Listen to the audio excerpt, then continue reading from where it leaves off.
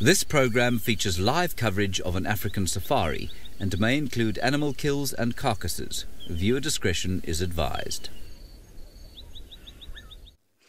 A very warm welcome to you all beautiful people, and welcome to SafariLive Sunrise Safari. My name is Ollie, and joining me behind the camera today is Davisito and BK. They are forming a coalition. Look what we have this morning. A male lion.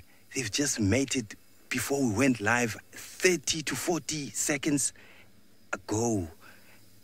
The sounds they were making, they were amazing. These lions are called the Nkuhuma Pride. We know the Nkuhumas. If you are new, this is the Nkuhuma. This is the male coalition, and he is owning the females who are called the Nkuhumas. A female just went around the bushes there. Don't be amazed. You can see these lions are in black and white because we are using an IR light. But something here is amazing. I will show you using the flare camera because there are more than two lions in this spot, but now we can see one because IR can't detect all these lions around these bushes, but technology is here. I will show you that, and you can see now he's lying there flat because he's kind of tired because I think he was mating since last night. We had a lot of noises last night. They were like shouting and shouting and shouting. Did you go off to the left or right? And then what happened on the left-hand side, but we can't see now, there's still lions roaring that side. They've stopped now, but I'm sure they'll be calling, and then we will definitely catch the sound for you. So we are coming to you live in the western flanks of the Kruger National Park, that's South Africa, in Sabi Sands, in a beautiful reserve called Djuma. You can send any questions or comments using your hashtag SafariLive on Twitter or YouTube chat stream. This is such magic. What a wonderful sighting to start the morning with. I know most of you, they are like, this is sunrise safari, but there's no light because it's still 4 a.m. in the morning. That's why today we have droning. It will show you all these beautiful sightings while it's flying in the sky.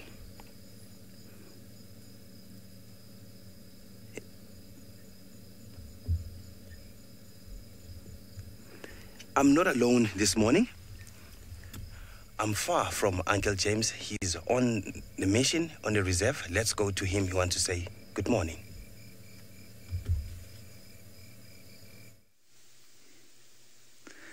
Good morning, everybody, although it feels more appropriate to say good evening on account of the fact that, frankly, it's still night time. There is a scrub hare. Its ears, anyway, and its eye. Now, what we are doing, before I tell you my name, etc., is we've come around to Galago Pan, which is not too far from our camp, because we, heard what we think was something like a duiker being murdered last night, and also a leopard sawing in this area this morning. So hopefully we'll find something there. My name is James Henry, and I have got Three Fingers and Kize on drive with me this morning, and we are going to do our best to find you some cats and well, rabbits, basically. Rabbits and cats, I think, is on the menu for today. Please talk to us using the hashtag SafariLive on Twitter, otherwise the YouTube chat stream. Wonderful. As you can see, it's still dark. There's a little bit of rain falling out of the sky. We're supposed to have the drone up this morning, as I'm sure you're aware. Naturally, the drone being more temperamental than a... well, it's basically a diva. It's more temperamental than Christina Aguilera. And I don't believe it to be up yet.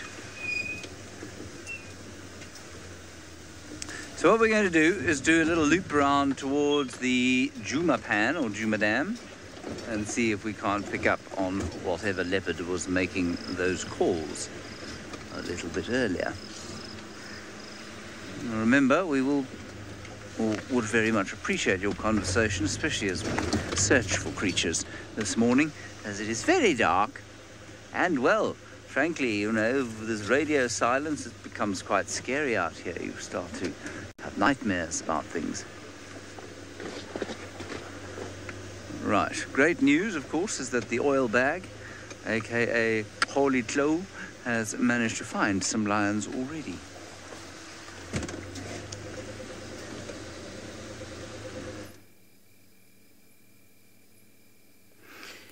He's still here alone, but I want to show you magic from now on. If we can go to IR, which is another, not IR, I'm sorry, FLIR camera, which will detect all the lions that are around here.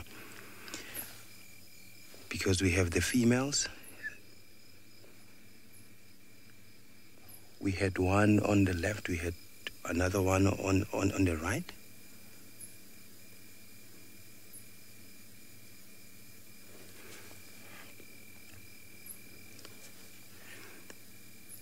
Because the IR help us to see these lions or these animals in the darkness, not disturbing them with an artificial light. And the FLIR camera, it's helping us to see the animals in the bushes and in the thicket.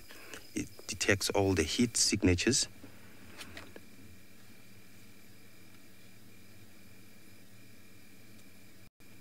And it's so nice. And you see, if you look at these bright colors, you can see it detects, he tells the heat of an animal. You can see the surrounding, it's more darker, which is purple-like to black. And that's, you can say it's cool or cold.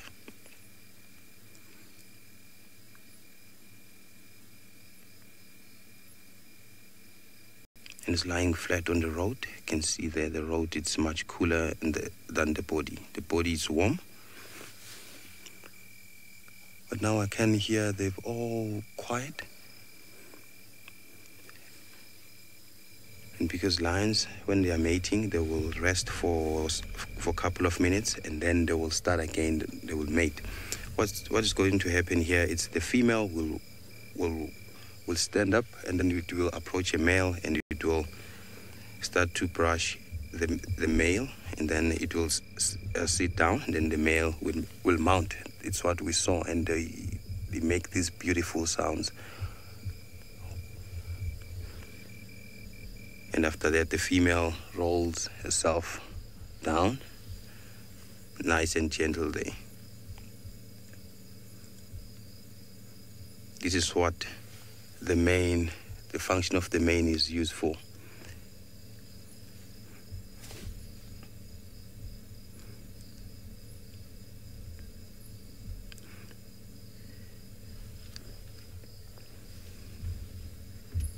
So let's listen for a few seconds and then hear all the nocturnal sounds. We might hear the lions, we might hear maybe a leopard, we might hear the nocturnal birds.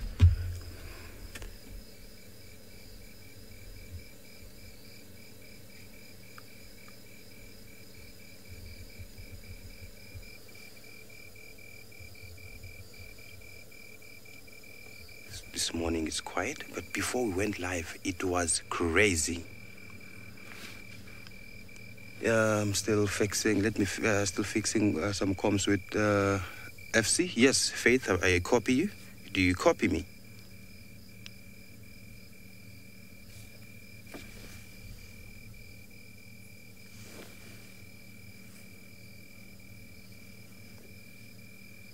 Only the crickets, no birds. You know, around this time of the day, you can hear the crown lapwings, you can hear the thickneys. Those are one of the nocturnal birds you hear.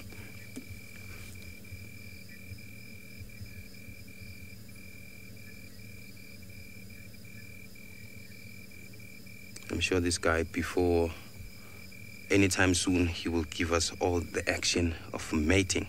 I would love to see that again, because they need to breathe a little bit, then they'll go for another round. That's what they normally do. And I've also read that they mate each and every after 20 minutes. So we need to be patient and wait here and see whether what's going on. This is what happened. Listen to that. Just listen.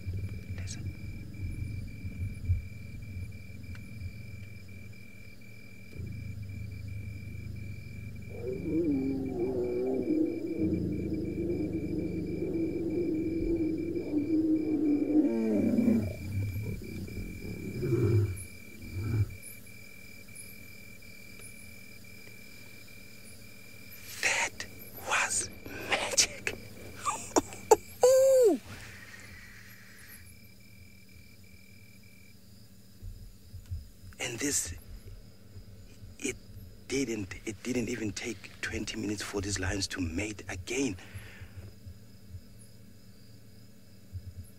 Oh, this is magic.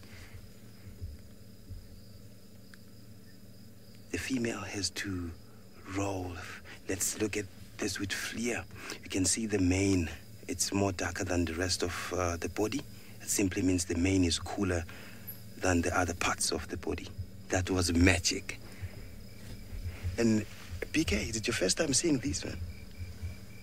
Yes, PK says yes. It's the first time. It's his first time seeing the lions mating, and I'm sure he's really enjoying the sighting.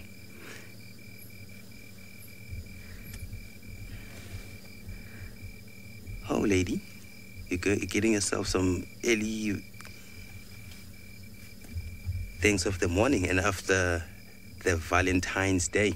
And all this mating, I think it started last night because of the noises. So they started in a very good time because it was Valentine's. You can see only one eye that is reflecting. I don't know whether maybe this one eye is not... Oh, this sneeze there.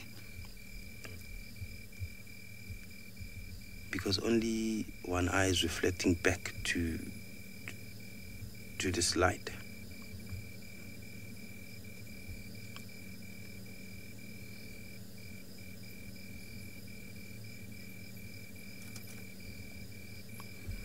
Yes, Jonathan, you want to know, is the lion's vision good at night? Yes, for sure. These animals, or these creatures and these beautiful and wonderful cats, they are mostly active during the night. Not that they won't hunt during the day, but they prefer to hunt during the night because their eyesight is excellent at night. That's why you'll find them in the nighttime going for buffaloes, because you know buffaloes, their eyesight is not good at night, but the ears and the nose of a buffalo, the best. So they are, as you can see, it's still dark and they are still active. And the female, she wakes up and she goes straight to the male. It simply means she can see the male. There's no problem.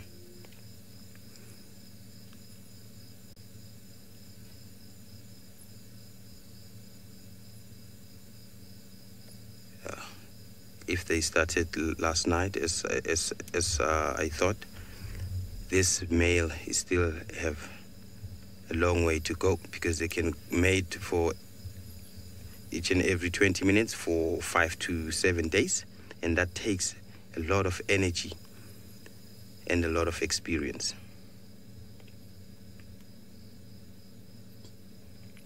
That's why the first timers, the males, some the young ones or the ones who started mating, they can't keep up with an experienced female. They'll be tired in 4 days or the 3rd day. And you know, the females, they might be mating with this lion, mate, and then if they are not satisfied, or if this male is weak enough to complete the course, they can go for another male. Remember, there are 3 males members in this coalition. This is one of the 3 males. I think because we had the calls on the other side, on the west side, not far from the sighting. I'm crossing fingers that we will see another pair mating, who knows. And you will wonder, you'll see the male and females together. The males, they are not part of the pride. They are only there to protect the pride from the rival male. They are here to mark the territory, but they don't stay with the pride for long. They might leave the pride for weeks, marking their big territories. And the females, they have to fend for themselves. They are the ones who do most hunting. And the male eats first if he's around the kill. But if he's far away from the kill, then the females will proceed feeding. on that particular animal. And this male looks thin, hey?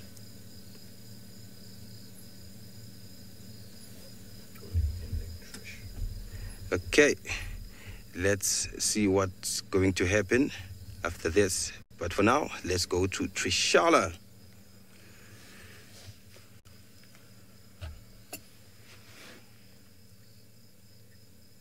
Okay, so you just need to tell him where you want to. Yes, hello. I am the drone commander today, and I'm so excited to be it. It's quite a new experience. I'm enjoying it, seeing the thermal images, seeing the map. It's all very, very exciting.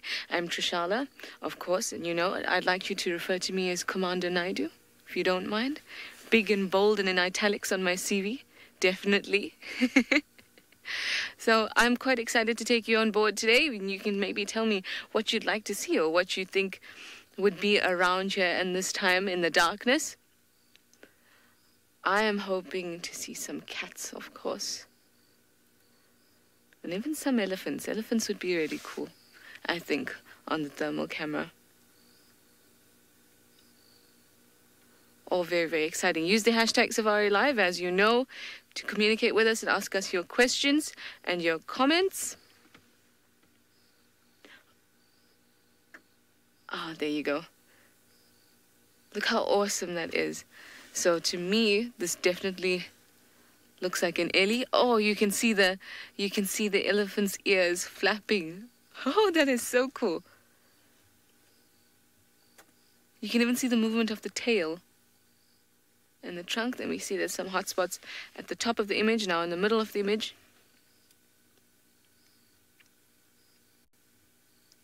Of course, we have Commander Seb with us. He's the pilot.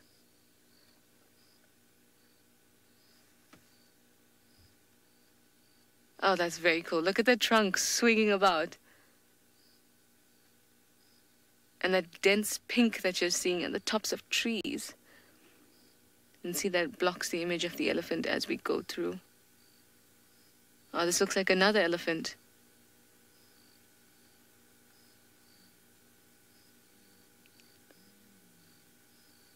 Oh, that is so cool. I think drones are fascinating, and I think that the thermal image is just amazing. This is super exciting for me. Anyway, let's go to James, and he would like to speak to you guys.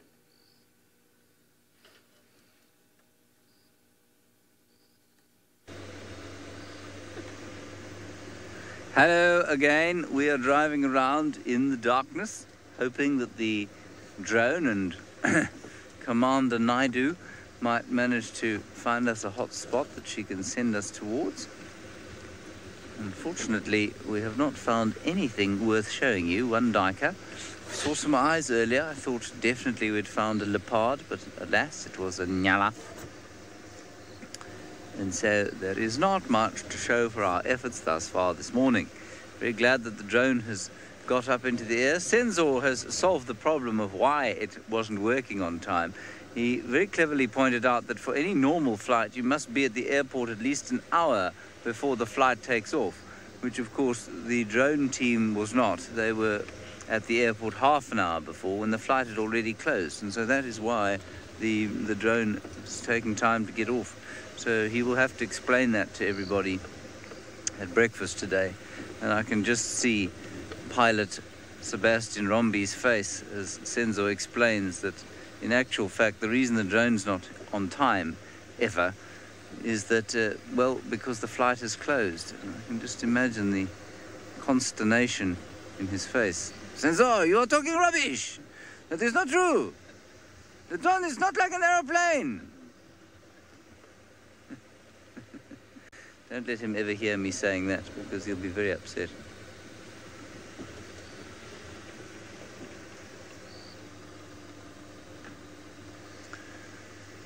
Oh, child of the universe, I think the most effective predator of... I don't think you can say that there is a most effective predator. There are a lot of effective nighttime predators. We've got leopards, lions, but then, of course, the little ones. Genets and civets, which hunt almost exclusively at night. Honey badgers, also very successful. Bats.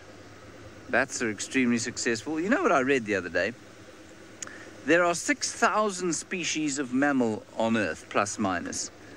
About a fifth of those, in other words, 20% of them, in other words, what is 20% of 5,000? 1,000, no, 6,000, so just over 1,000, say 1,200. 1,200 species of those mammal species are in fact bats. Isn't that amazing? I think that's astonishing. They're the most diverse group of mammals there are. Most fascinating, I think. And so bats, very effective nocturnal predators out here, as are the nightjars. All of them have their different strategies. Right, I can see the drone up ahead, flying about, flailing around. Let's go back to Paulie, who's not flailing at all. He's found lions. Can you hear something there? He's cutting now. This is magic. You can see they've changed their positions. That simply means they were mating. They've changed the position. You can see the females next to the male now. They've mated before. This simply means this is the fresh start of this mating. They didn't even take about 10 minutes to mate. And I'm waiting patiently. They will mate again. And I will give you that sighting. This is magic. And this is so amazing to start the day with. What an amazing sighting. You can see the male. We are here, we are all boys in the car. And I'm sure he's blinking because you boys, I'm with my partner here. Keep on taking those cool pictures.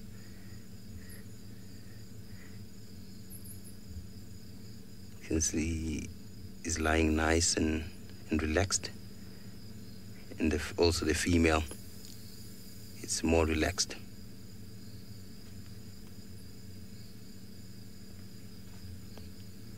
Nature girl want to know is this the male with the hold on the head? Let's check that one. Negative. I don't think it's that one with the hole in the head, because this one, it looks like it has a dark mane, and that one with the hole on its head, it's the one with the blonde mane. So let's zoom again there. Let's zoom there.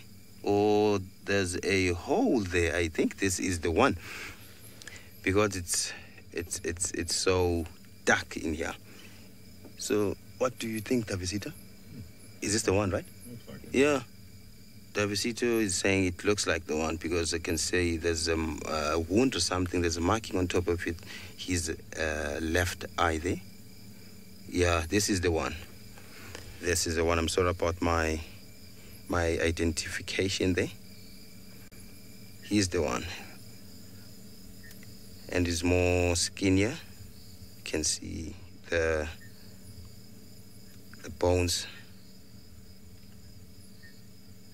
They are badly exposed there. I'm sure, but I believe he's going to keep up with this mating, because it needs a fit and strong male to do that.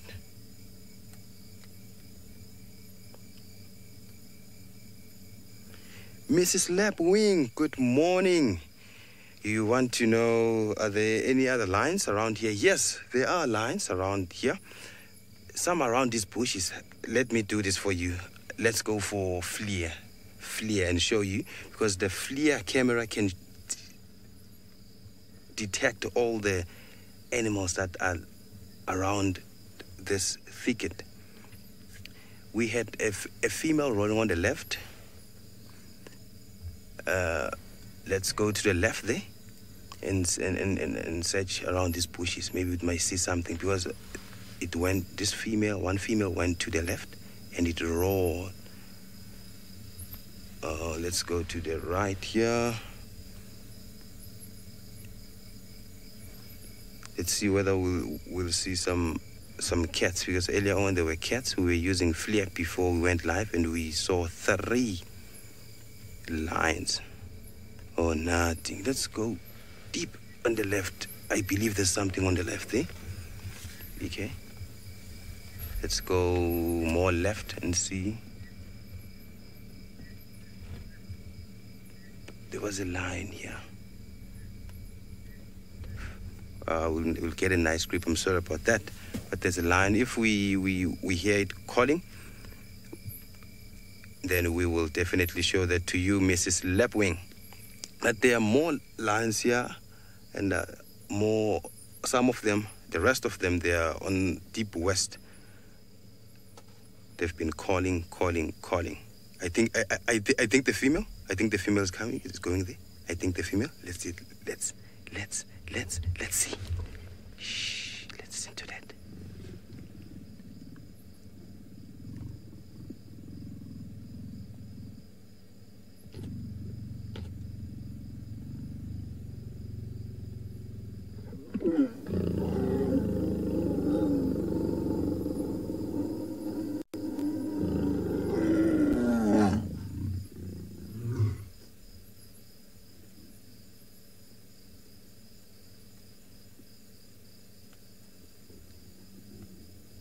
This is magic. Remember, they have to mate as many times as they can, because the males have the low sperm count. Give us some raw, boy.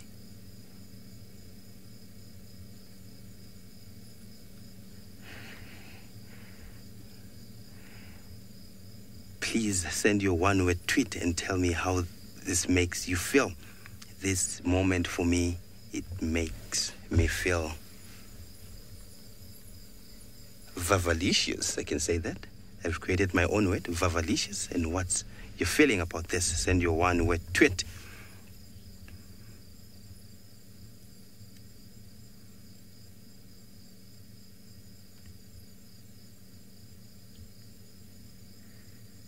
Yes, boy. Yes, boy. It's the 15th of February. You started this whole thing at the right time. You're the best.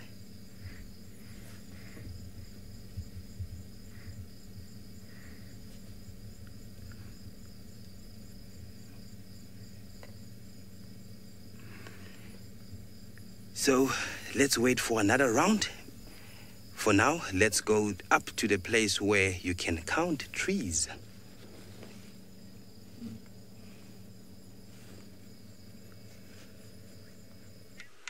Hello and a very good morning and welcome to a very dark Kenya, and we are in the Mara Triangle.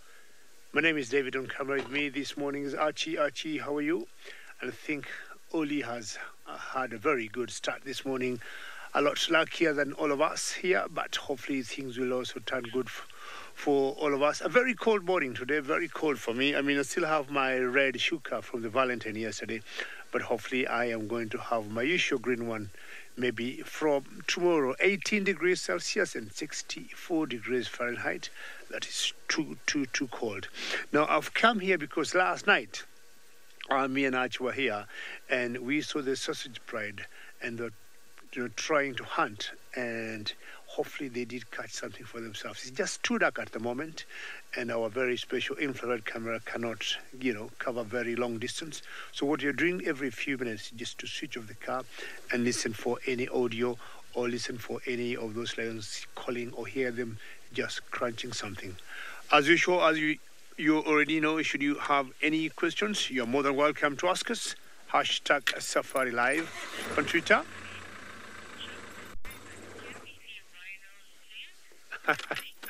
Stephanie, you're saying, Jumbo, Isaac, can we see rhinos? Well, my name is David, Stephanie, but maybe I might be Isaac for today. And Stephanie, if we are lucky, we might see rhinos. Yesterday, Isaac saw a rhino and a baby, and that was a very special gift for him. on Valentine. So, Stephanie, stay tuned, and you never know. It was very special for him to see a rhino, which we had not seen for a couple of days. So anything would happen. Yesterday, Stephanie, I also came to this particular area, this particular territory. I call it the Sausage Republic, and I came looking for those lions. And in the process of looking for the lions, Stephanie, I saw a huge male leopard going for a hunt. So these are things that will happen. It's always very unpredictable. So the thing is, just stay tuned. Don't go anywhere, Stephanie. You never know. We might be seeing a rhino or even something better. So I said earlier, we just come and we're going to switch off our lights for a couple of seconds and just listen for any munching or any crunching or any lions calling. Otherwise, this could be the only way we are going to find them.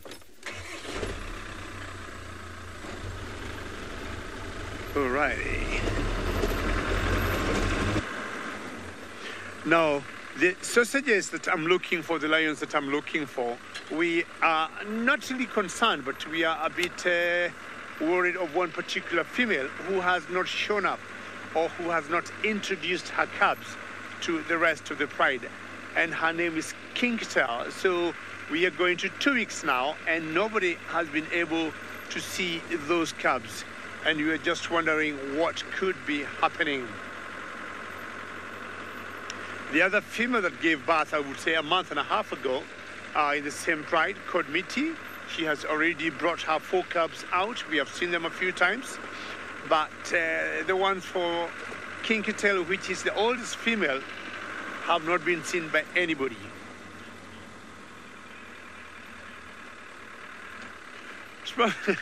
So for you asking, where is my red hat? I think Valentine, I was told by Faith in the final control, is over. And I did not come with it today because people in the camp were fighting for that hat. And when I woke up in this morning, someone stole it from my tent, and I'm suspecting my camera operator, Archie. And when I asked Archie whether he has it, he said he doesn't have it. So after the show today, we might have a small little fight, or I'm going to tell the chef not to give Archie any breakfast because he is the only suspect of my hat, because he saw where I had it, and I had it under my bed. I couldn't see it. The only item I saw for my Valentine was this red shuka. So I'll let you know what happens either this afternoon or tomorrow when we come out again on a drive. And I'm happy all of you loved that hat.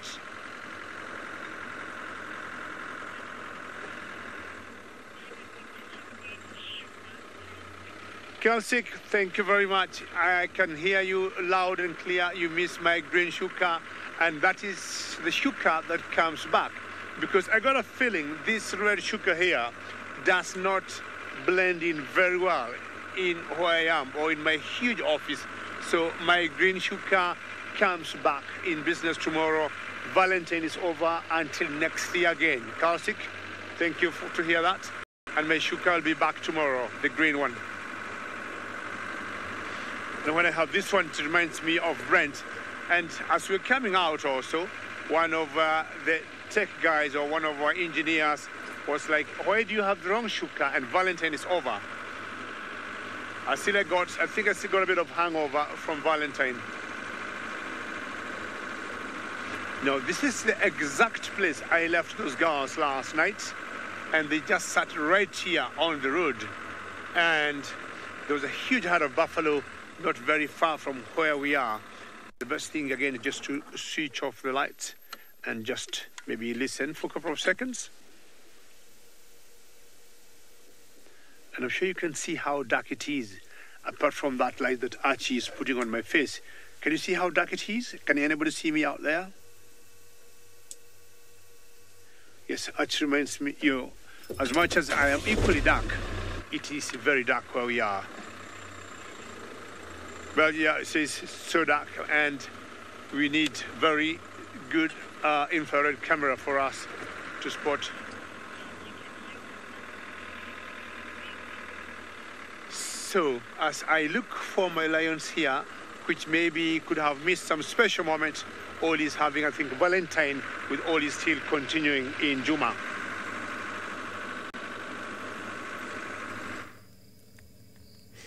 Yes, David, thank you there. Yesterday you were looking stunning, but today I have a stunning sighting.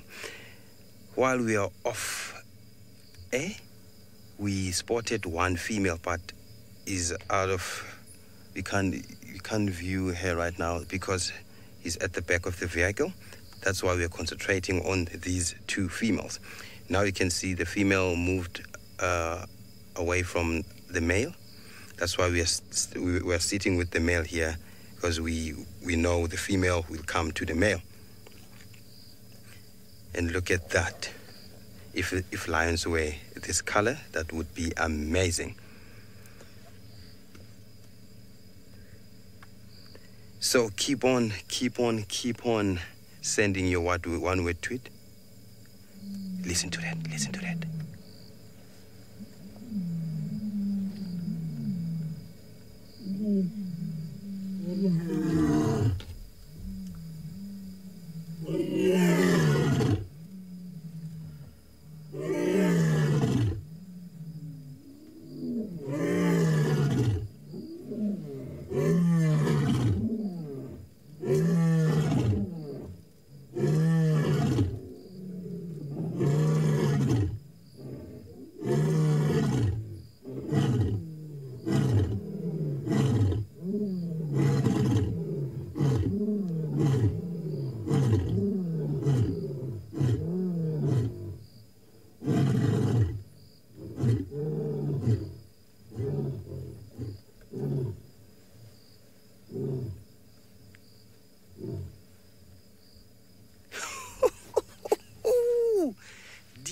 Land.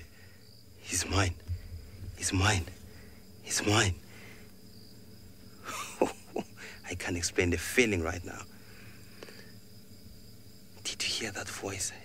He's about 6-7 meters away from me. The voice.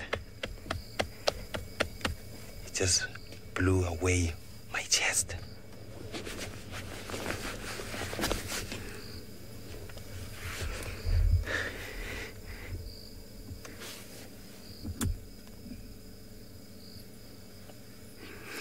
Shelly, amazed. That's your one-word tweet. I'm also amazed. I can't really say more words.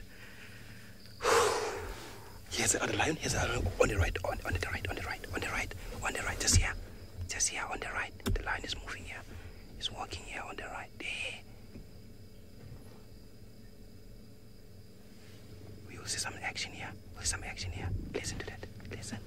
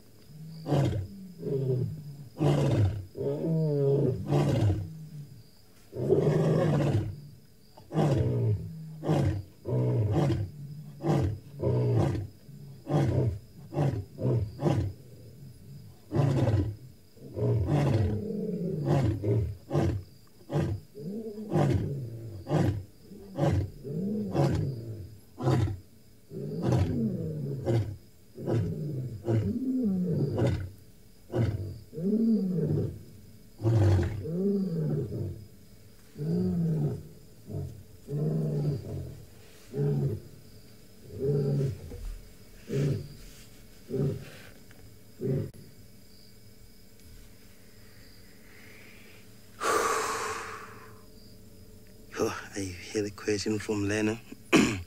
Sorry about that. Lena says this male lion looks very thin. Is he sick? I don't know whether he's sick or not, Lena, but what I know, this guy had a very big gash on his head, and he's looking thin. I think he was involved in a fight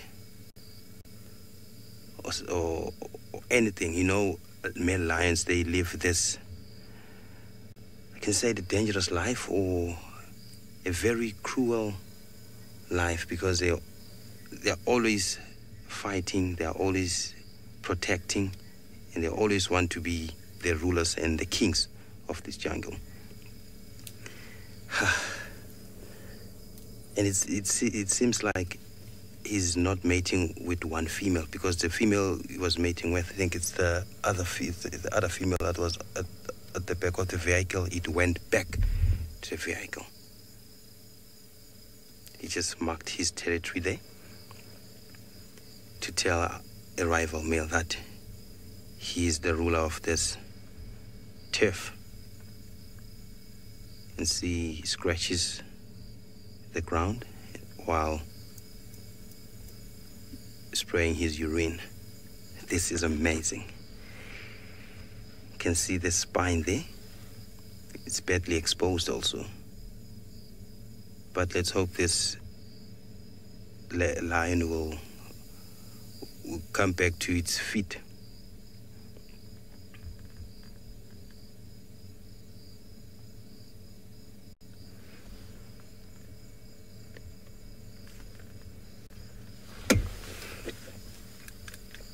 This is amazing.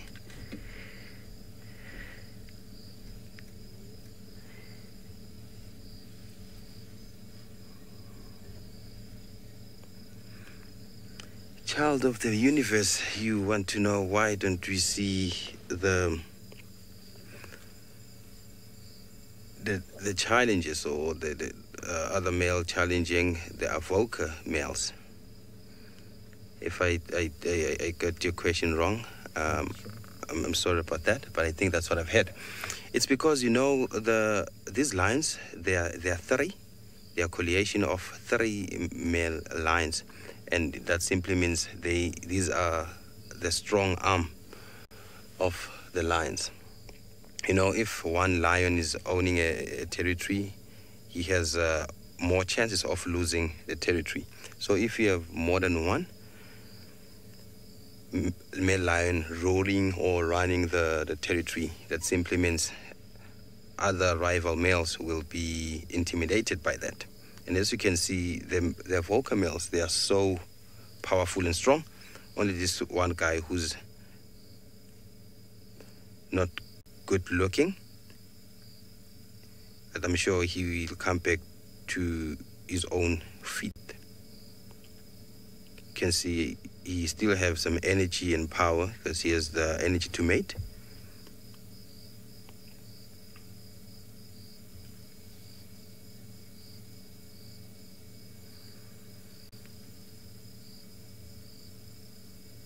But this male is so magnificent. The comment from Brad. Yes, what a nice name there. The male is approaching the female. The female just went back there. Hello, buddy. Sorry about my shoulder and the pole. You know, we have rain these days. That's why we have the roof on. Hello, buddy. How are you? There's the female, you can see. Hello, how are you? You're giving us some February loving there. This is amazing. Oh, you can see that's the same female because you can see only one eye is reflecting back.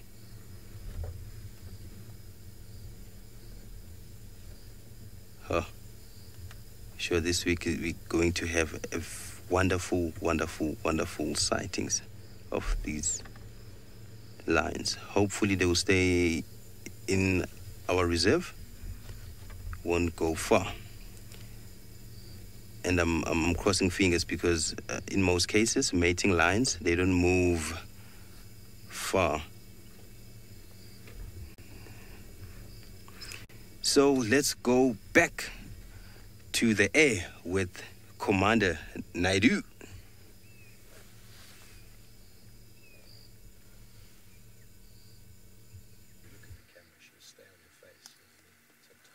Yes, we are doing the south of Juma at the moment, and we see two kind of unidentified blobs in the middle there, and Seb is going around them to try and get a better picture of it.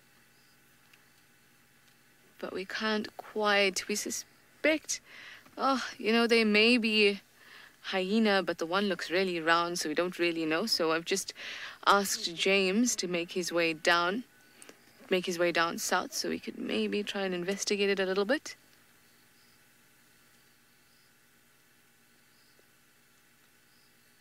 You can see the one that's further down looks quite round. And the other one's body, you can see that it's moving a bit. There you go, you can see it really clearly. Now you can see how rounded that looks. It doesn't look like an antelope to me.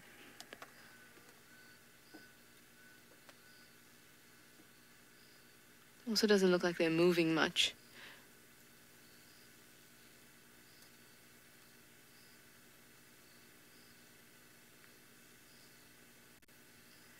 Carol 6 asked why we don't see hotspots or small hotspots of birds sleeping in their nests.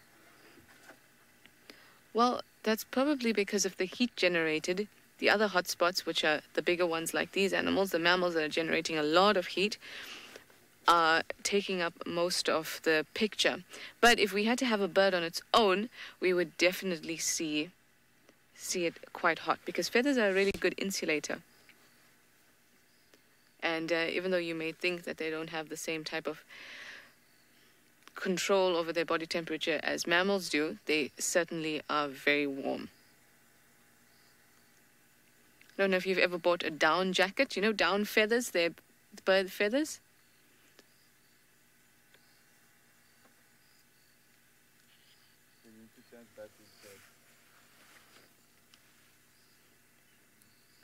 Let me just respond to James quickly. Go ahead.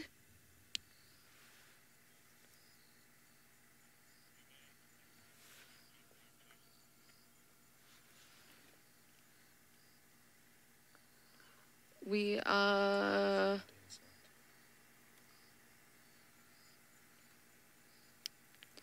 James, you can come down Savages, and I will direct you in from there.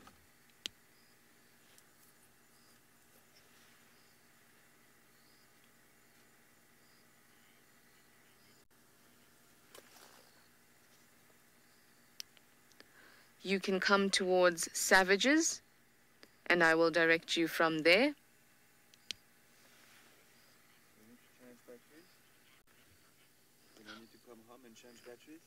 How much battery do you have?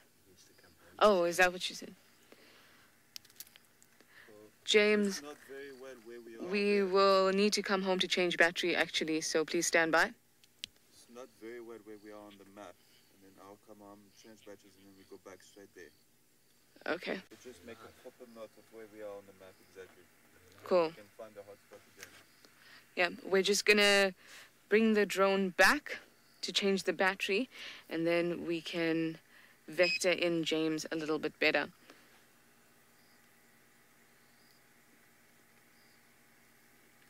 Okay, guys, let us do this quickly. In the meantime, let's go to David in for an update from his side.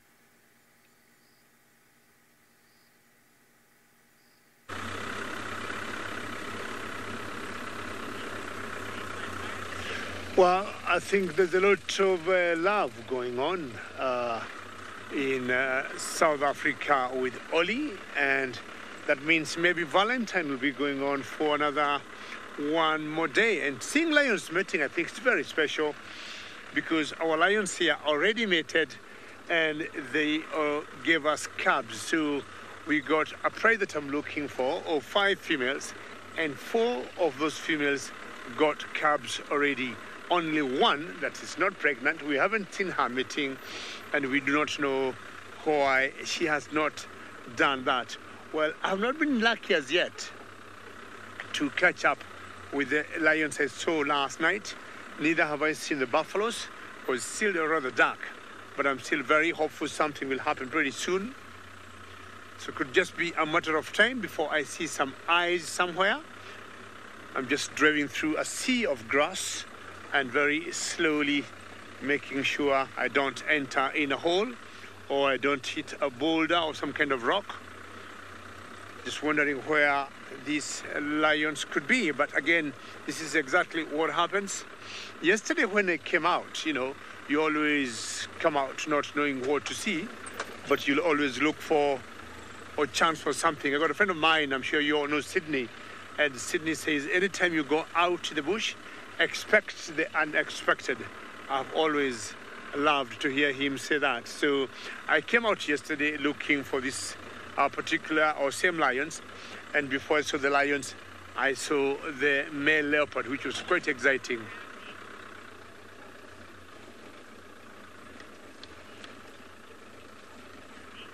Sorry, what about Snazi, about the Maasai? I'm sure the Snazi has a question there for me.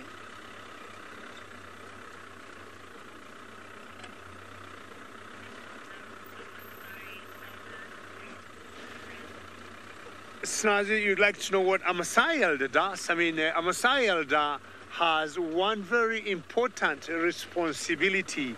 And like where we are, because we're in the Maasai land, they may not have, for example, the normal law courts if there are any disputes or disagreements, maybe in the families or in the villages of, sorry about that, for the villagers. So what a Maasai elder will do, they'll always sit down and they form, I would say, a small tribunal or a council of elders, and any little disputes, any little disagreements, say, between the villagers, they'll always sit, and ideally their word is final, and what they agree on, that's it, and you cannot appeal against that.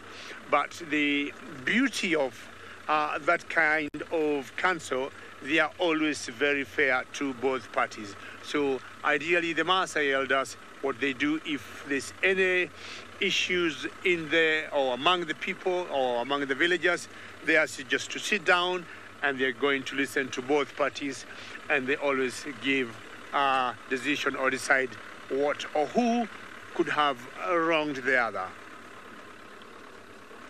I hope that helps.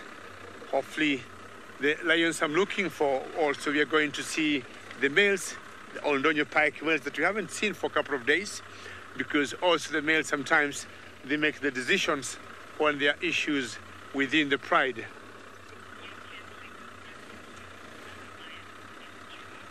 Well, hopefully my lions will show up. Let's find out how the lions that are still enjoying Valentine in Juma, they're going on.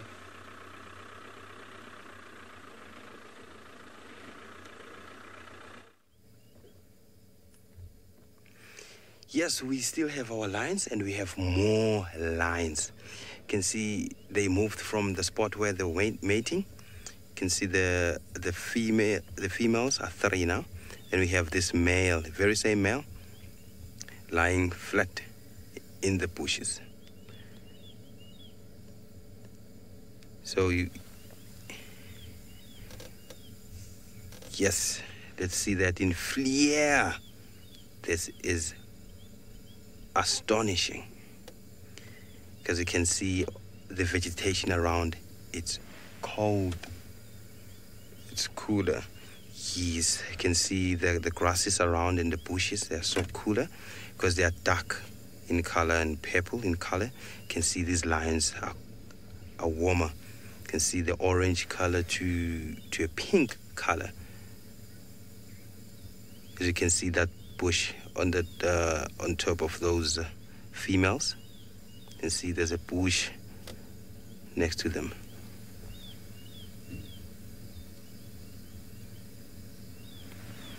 Tuti, you want to know, are these avocas? Yes, Tuti. This is avocas.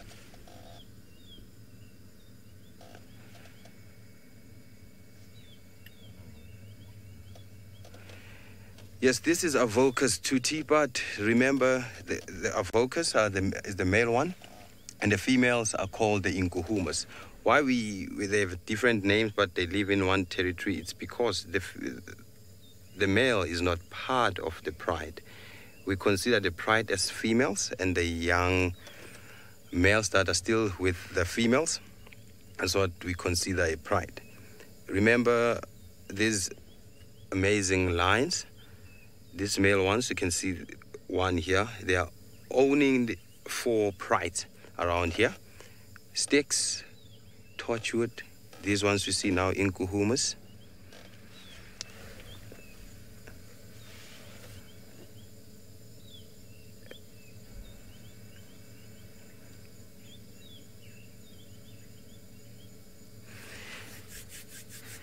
So while we're waiting and patiently for mating session, let's go and see what's happening on the sky.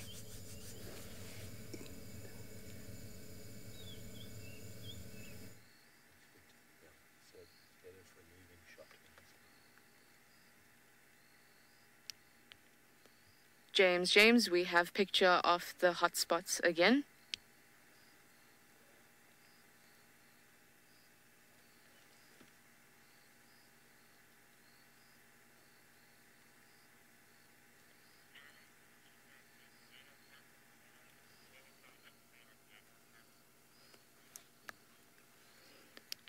Copy, swapping over. How do I change the general code? General.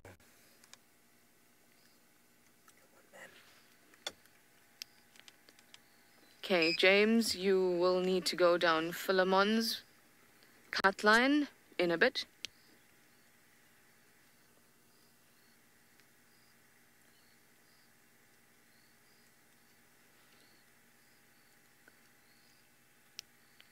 In about 20 meters, you'll approach Philemon's cut line.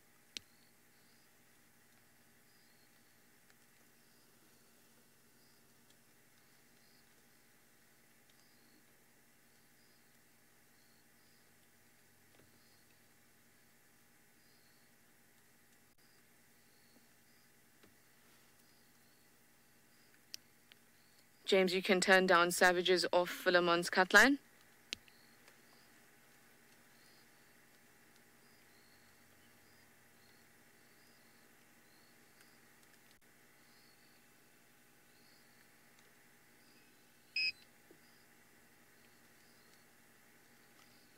Copy, we have 2 unidentified spots at the moment.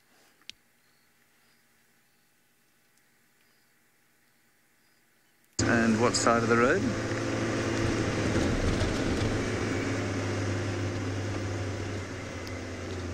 James, it's on the left side of the road as you are approaching, as I see your vehicle. Confirm north or south of the road? It is north of the road.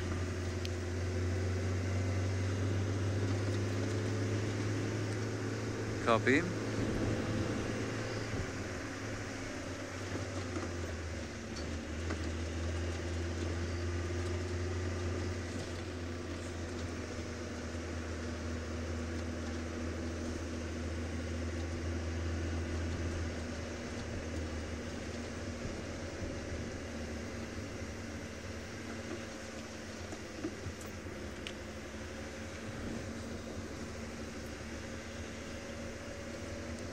Heading east on Savages.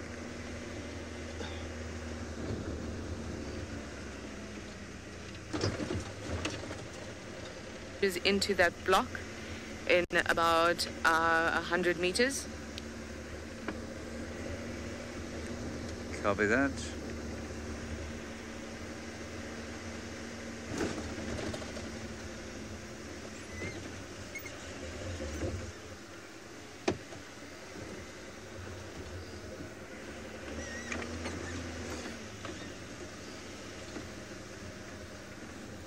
See the vehicle.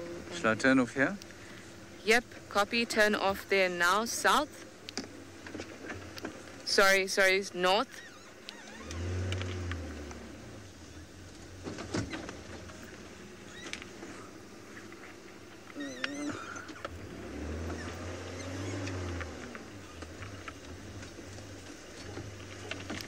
I see your vehicle on the drone.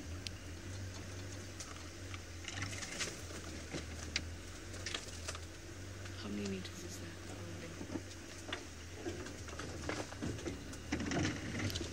Hey, 12 o'clock, you are headed straight for it. How many meters do you reckon that is? Copy, what distance? About 30 to 40 meters straight. You are headed in the right line.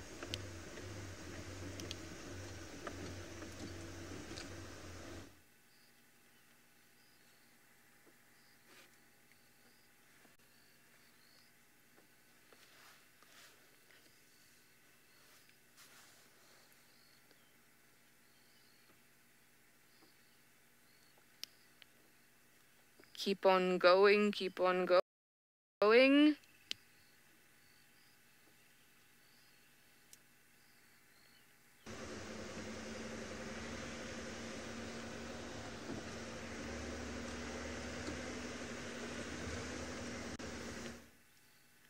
Ooh, about 20 meters, 15 meters more.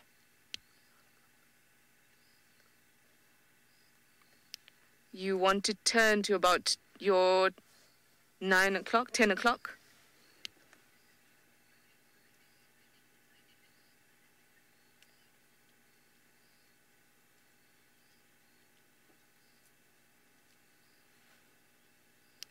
Perfect, you are in line. Keep on going for about 10 meters.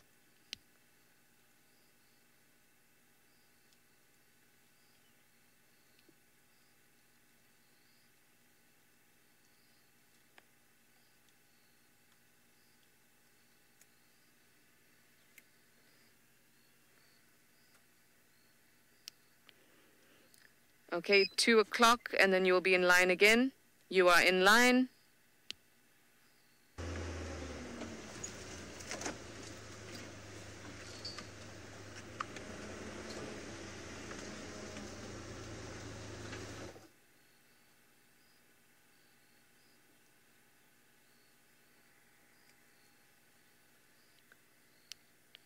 The animal should be at your 3 o'clock now.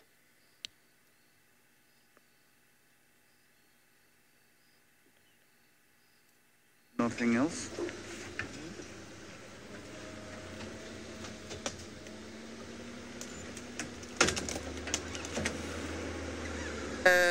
Stand by for a moment. Says he's got a termite mound, but nothing else. Okay, James, investigate the other side of the termite mound. There's definitely 2 bright spots.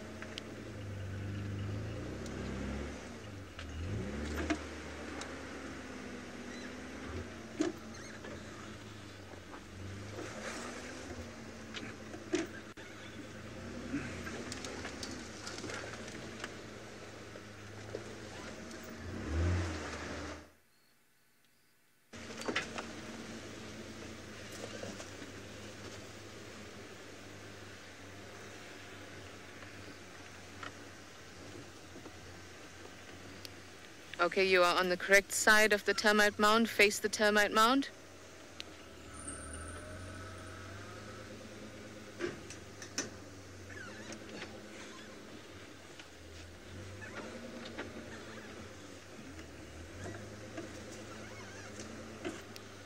Okay, the animal should be at your 3 o'clock right now. Confirm you can see the termite mound. Confirmed. You can confirm the animal is between me and the termite mound. That's a termite mound there, right? That looks like a termite mound there. Looks like it's on the other side. James, we think that the animal might be inside the termite mound. That's interesting. It must be a very clever burrowing animal. There are no holes in this termite mound.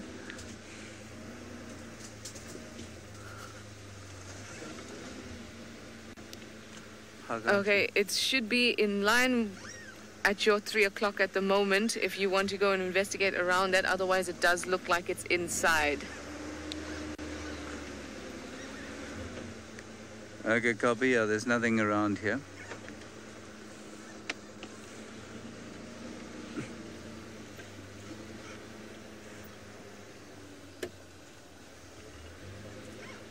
He says there's no holes in that termite mound. At your position currently, it'll be straight in front of you, but if you are happy to pull out, then do so.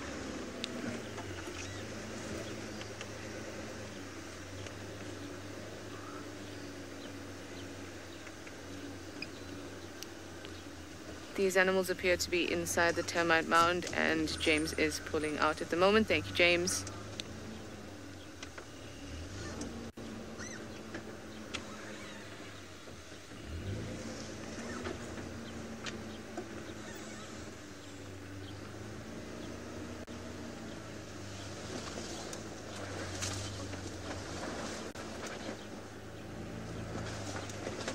Okay, we've ended our search for that one. There's no hole either. It's termites.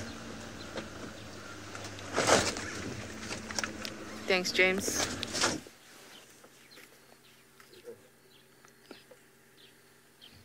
Okay, Trish, so it's important in that situation to try and get Seb in the right position so you can see the vehicle. And then you need to very quickly know 2 o'clock, 9 o'clock. Okay, the vehicle is 12, eh? Yeah. And then just keep going to 2, keep going to 3, keep going. Because it gets very frustrating when someone's like, go straight.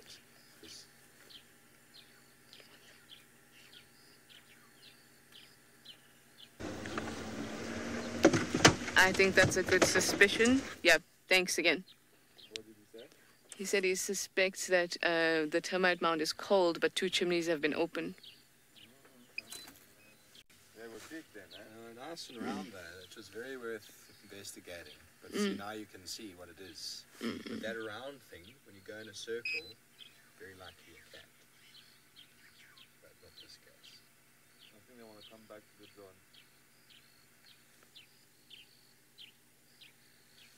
Very nice. So, very important when you get James coming in.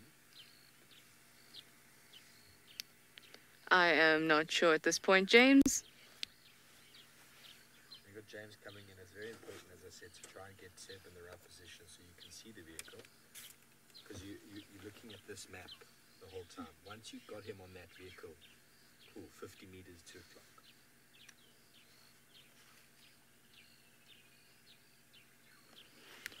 Faith, please repeat that. Where do you want me to go? 1 second. They're both talking at the same time.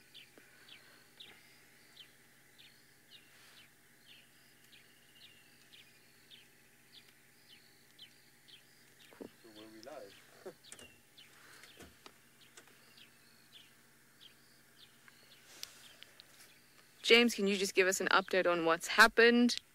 We're just going to go to James and get an update on that.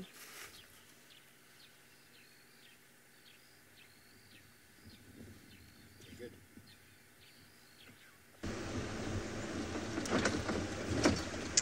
Hello, everybody. Bit of a disappointment that. I think that what happened was that the termite mound was much cooler than normal. And because of the rain, and the termites have opened up 2 chimneys, which made it look like 2 hot spots. Because normally when it's dry, of course, the whole termite mound is hot and you can easily see that from the top or from the air. But I think because of the rain, the outer layer of the termite mound was cool, and they've opened up 2 chimneys there, and there's not even a burrow there, so there are definitely no animals even inside that termite mound, except for the termites themselves, of course. Anyway, quite interesting to know that they can be cooled down by the rain like that. Now, I think what we'll do from this point is go towards the hyena den and see if we can't find some action going on there.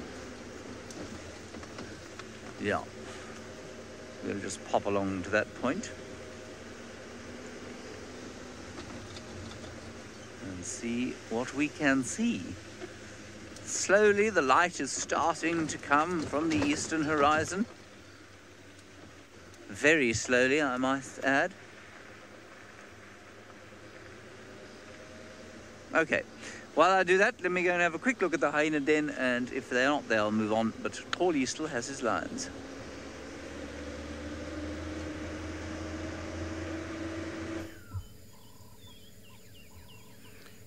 Drone is one of the tool or an equipment or a toy if I can say that, that allows us to see, all the actions in the air or from the air. Let's see. Something's going to happen, and listen to the call, listen to the sounds made by this female.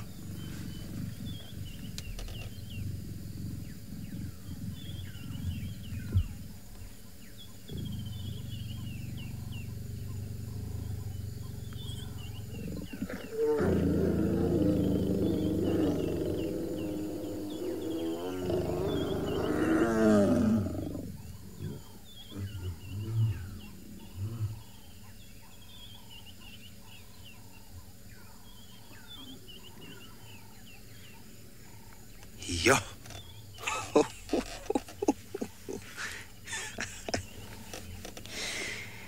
This is magic. Did you hear the sounds?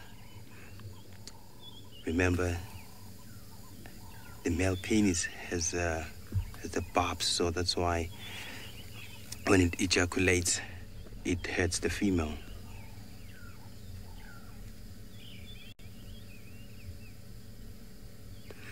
None of my business. Is this guy who's limping. This male leopard, yes, is the same guy we saw 2 days ago and yesterday. It's the guy who's badly looking and badly skinny and the bones exposed badly. This is the guy who's mating now. He is the one. It means he's still strong, he's energetic, his injuries won't affect his mating. And that simply means he will get well soon, I hope.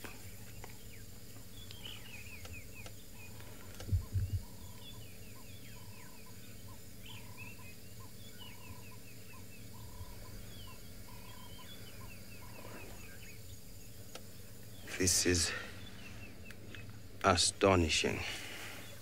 This is astonishing.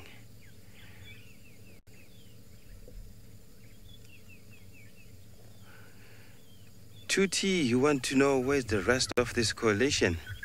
Tuti, well, I can say it's somewhere around the bushes because these are the lines that we are next to now, and there are lines far west that we're busy calling. I think and I hope other male lines are somewhere that side. Let's cross our fingers. Maybe we will see them mating also. Who knows? But I haven't seen them. I only had the calls coming from the side. I don't know what's happening that side. Maybe mating or maybe territorial markings. Yes, let's go to Fleer and see what's happening. Whether the lions are still cool or getting cold from the grasses. Oh, they are still cool. They are warmer now. They are still warm. It simply means the grasses, the vegetation, and the rain is not affecting any temperature of these lions. That's why we can see these beautiful yellowish to goldish colors of these lions. See, the one is cleaning itself there. They usually do this when they just finished a kill, when they are relaxing and maybe they have some mud or some dirt.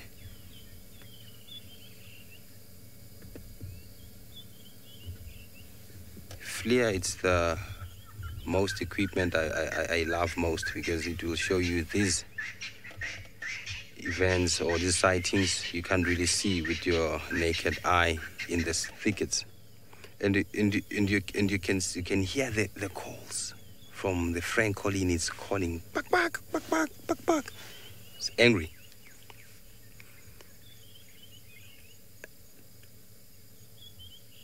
And we have the blanket of clouds, so it simply means we won't have sun shine this morning.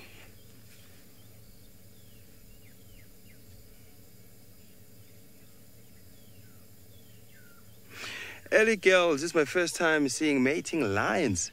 No, Ellie girls, it's not my first time. Actually, I've seen this for quite some time.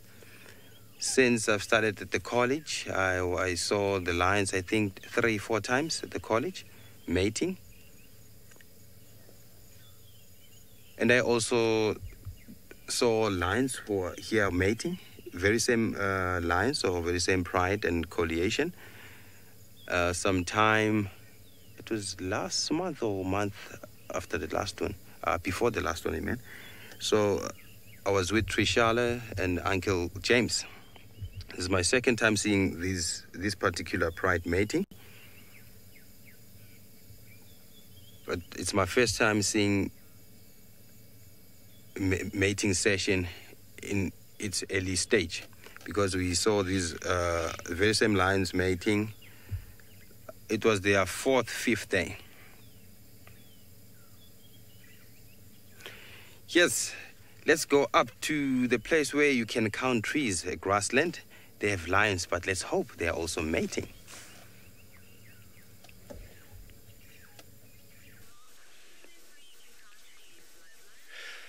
Finally, after a lot of going round and round through the grass, look at the joy that I got, and look at that small little band of joy walking the road and now trying to disappear in the grass to follow the mother. But still, there is more beauties of more cubs right there, and we have been able to catch up with the sausage tree pride. I am so happy, and luckily, I think I got Mitty's cub out here today. So let's see how things look here. Let's see how playful they are this early morning. These are the big cubs. These are the 5 months and the 6 months cubs. And I think one of them is just a small one trying to join and being shown how to become playful. So that small little one there could be a youngster of Mitty. And I got 4 of the females here. Lauren, thank you very much. This is truly adorable. And I've been in this darkness for about an hour, and finally it has paid off. One thing, Lauren, we do here is to have a lot of patience, because once you lose your patience, then it becomes a bit frustrating. I've been going round and round, and I was like telling Archie, who is on the camera with me today, it's time now to do something different. And we just saw some glaring eyes using my spotlight, and we have switched it off, and that's a very good yawn. And we are still in black and white. I'm saying we are still using our infrared camera to see this pride that I have followed for a very long time. Look at that. It's time to flex the muscles. Now, these 3 cubs, if I'm not wrong, they belong to Mitty. And Faith in the Final Control says, awesome, see how majestic she is walking towards us. I might just make my voice a little bit soft. Keep coming, keep coming. Please keep coming. Come and say good morning to both myself and Archie, and ask us how our Valentine was. Don't sit down.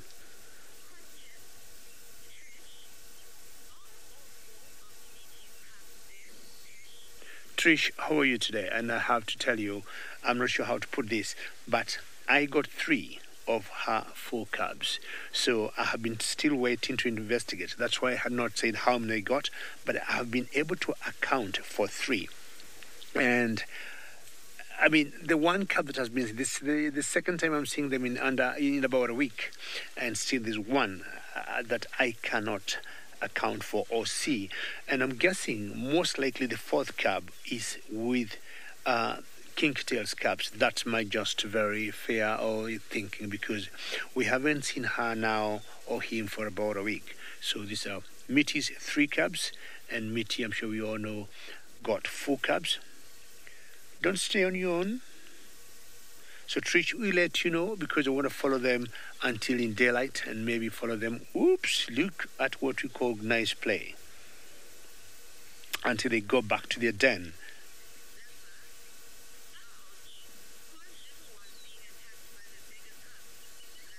Therefore, what happens, lions are very social and their bonding starts very early. Can you hear that one, Colin?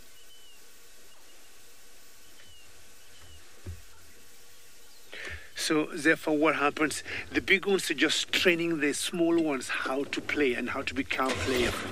So let's just follow them therefore and find out where exactly they are going. And they might lead us actually to the den of Kingtail, because chances are that's where they are all heading to. And I just have to be careful to follow them from a distance. And how lucky is myself and Archie this morning to see this pride. I do not think they were very lucky last night. As I said earlier, they were trying to hunt. There they are in front of us. They're trying to hunt a buffalo yesterday, but I don't think they won. So I just want to give them space. They are right walking in the middle of the road, all the whole family. The big cubs, the small cubs. So the small ones delayed behind a little bit, and you can see the adults and the big cubs are coming for them and calling them.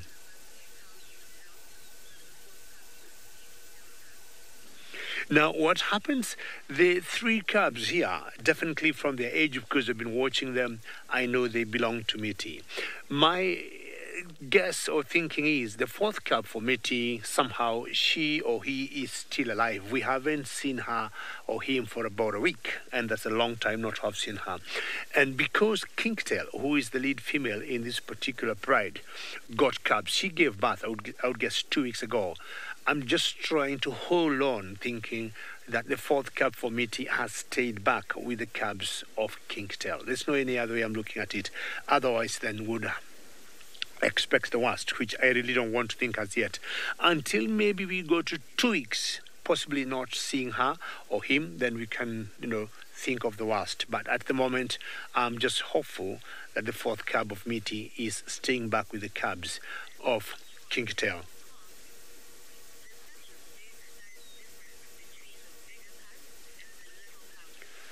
Joy in Hong Kong, how are you? And I'm not sure it's your morning or your afternoon or evening. And yes, I mean, there's that huge difference of these cubs. And I'm sure, Joy, you know how social lions are. So the cubs that are big, there's one particular female that we call Limpy. Her cub is about 5 months. And there's the other female who got 2 cubs. We think they got 6 months. But that's a huge difference in terms of age. Now, with Kingtail's cubs, Joy, they will be even younger because we think they are only 2 weeks. So you'll be looking at 6 months, 5 months, about a month and a half, and now 2 weeks variation or disparity in ages of all these cubs.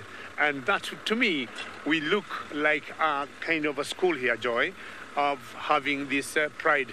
When they'll all be able to bring their cubs out, it will be exciting to see them out playing at different ages. And maybe the mother just, watching them play. Now, we're going to stop here and find out. I'm not sure find out why they were not lucky yesterday and they're not able to catch something for themselves. They're still on the road there, and you can see where they are. So as soon as Kingtail brings out her cubs, Joy, we'll let you know. But as it is, they haven't been out. And we do not know, Joy, how many cubs Kingtail got. And the last poll we did about a month ago or so, or a month and a half, everybody thought Kingtail would get 3 cubs. So, well, we'll keep you posted, Joy, and it will be nice to see her bring them out and introduce them to the whole pride. Now, the males, the Ondonyo Pike males, I do not know where they are. I haven't seen them. The last person to see them was my colleague Isaac. Could be about, 7 days ago, a week ago or so. And I'm not sure he saw one or both of them. But I'm hoping today also we'll be able to catch up with that male. Ideally, they don't stay very far from the pride. So the pride males will always keep an eye on their cubs, on their girls, just making sure all is going well. So they tend to walk on the road because it's much clearer and they know they're not facing any changes.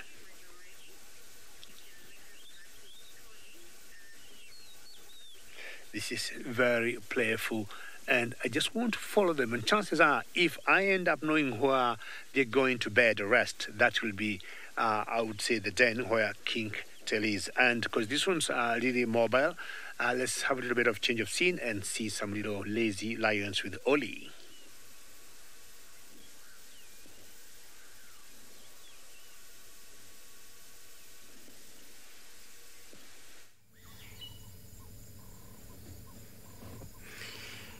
David, you are lucky you're looking at the cubs. We are looking at this beautiful lions which are planning to have cubs soon. Hopefully, cubs will be running around Juma Reserve. So it's light, that's why we are back on track. The darkness has faded, and now we are looking for other lions with our naked eyes. We are not on IR anymore or FLIR, because those kind of equipments, tools, they help us during the darkness. You can hear the birds, they are calling, they are out and about. The Cape turtle doves, zoop, zoop, zoop, zoop, zoop, zoop, zoop, a rattling sisticular. Can hear a starling there.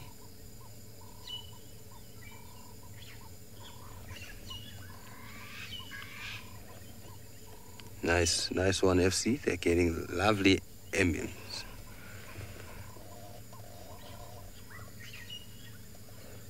This is such a wonderful morning.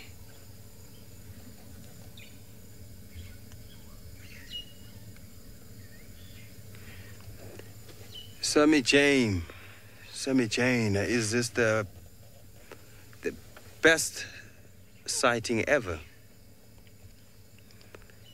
This is one of the best and 100% sightings I've ever had in this place. Remember, we see these particular lines almost each and every week, or once or twice in a week, or if you are lucky, 5 times in a week. But they will give you this unique behavior every time you see them. Remember, we saw this male.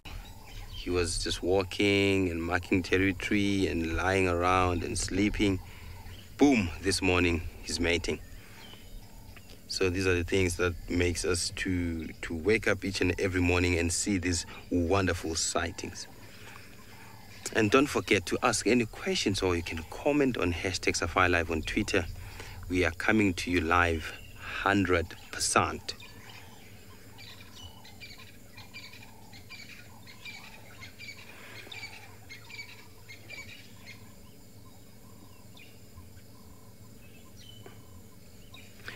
Sean, you want to know, is it possible for a male lion to mate with his daughter? I've never experienced that. And I've never read such a thing. I don't know about that. Oh, that's a very tricky question. I would look for that question. I will come back with the feedback. Or I will check on my phone. I'm with my phone right now. I'll go for an internet search and see whether I find that. But let me take a guess on that one. Maybe I might be right or might be wrong, but it's just my guess. Remember the male lions in a pride, the young ones who are born there, they move away from the pride when they reach their sexual maturity. Then the females, they stay behind.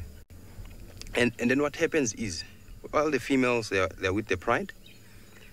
And then the very same male who's a father, if he's still owning that territory, definitely I think he will mate with his daughters, because he won't allow other males to come and mate with the member of the pride. I think they do mate, but I've never witnessed that. I will ask around.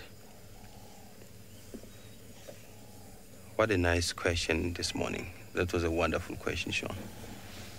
And I'm sure and I believe you are enjoying the sighting here, because this sighting, it's 100. It's 100. It's 100. Let's look around the clouds there. They're nice, giving us this cool air. We've been on fire the previous week. It was hot because we reached about 37 to 38 degrees Celsius.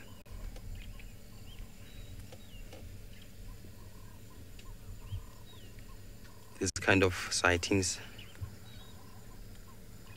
are so amazing because it makes my job more fantastic.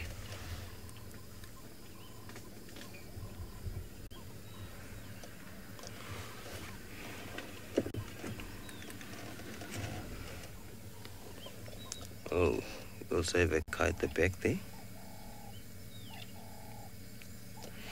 Gary, you want to know, have I ever seen cubs being born? Negative, Gary, I've never seen a lion giving birth. It is because females, when they about to give birth, they leave the pride. They will search for a place which we call a den, or a den site. Then they will be in a thicket where they will be safe, and so that the cubs can be safe. So that's why it's so difficult or not easy to see a lion giving birth. And then remember, the female will introduce her cubs in a certain period, which is about 3 weeks, sometimes 4 weeks. It depends on the health of the cubs. So for now, these lions are not doing anything but sleeping. Let's go to David.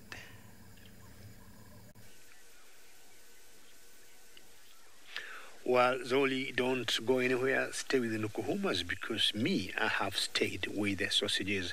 And the good news now, we are in color, and Archie have told me he has gotten tired of infrared, and there's nothing, as you know, he loves like seeing things or animals in the natural color. Archie is the camera operator with me today. And for those of you who could be joining us now, this is the sausage trip ride, and I got 4 girls and 6 cubs. 1 cub, 5 months, 2 cubs, 6 months, and 3 cubs, about a month and a half. Now, the lead female here is one called Limpy, who is walking in front, and the youngest cubs belong to a female that is called Mitty. The eldest, or the lead female in this particular pride, is not here, and her name is Kingtail, and we want to find out where she'll be. But let's first look at those very tiny, small little cubs of Mitty. Mitty gave birth to 4 cubs. I do not know where the 4th one is. Linda, thank you very much. You say they are so precious. Thank you very much. It couldn't be anything better. I mean, for me, I would say these are truly bundles of joy, and they're making my they're making my morning look so colorful. Thank you, Linda, and always a pleasure to hear your name. Look at how majestic they're walking. So that is Mitty now, who is being followed by those cubs. Definitely, they must be following the mother. And today's the day I want to explore and find out exactly where they're going to end up. Let's see whether I can hear them calling.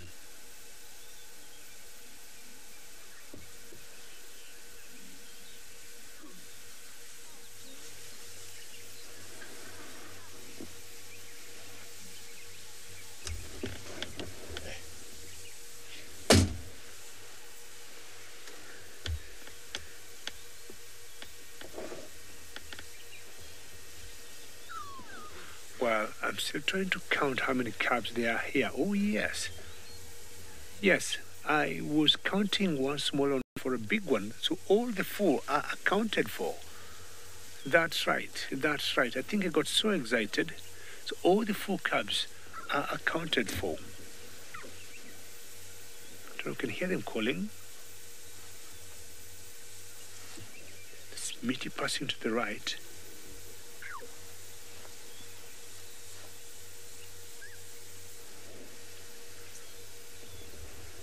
And very good news, we got all the 4 cubs finally accounted for. I don't know how I was counting 3. And wonderful. So let me just turn around. And yes, they're all 4 here, which is pretty good news. And one is struggling to join the rest. And you can hear them calling slowly. Meow, meow.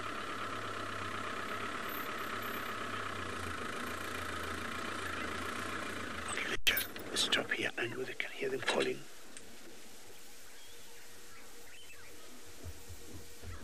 Can I hear the mother calling?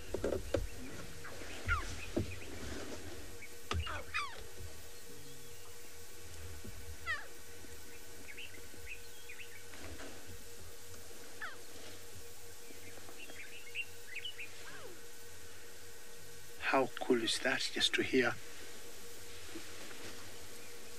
the cubs calling their mama?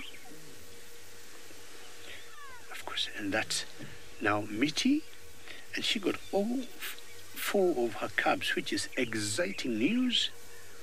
And the small little worry I had of 1 missing in action, now she or he has been accounted for, which is pretty good news.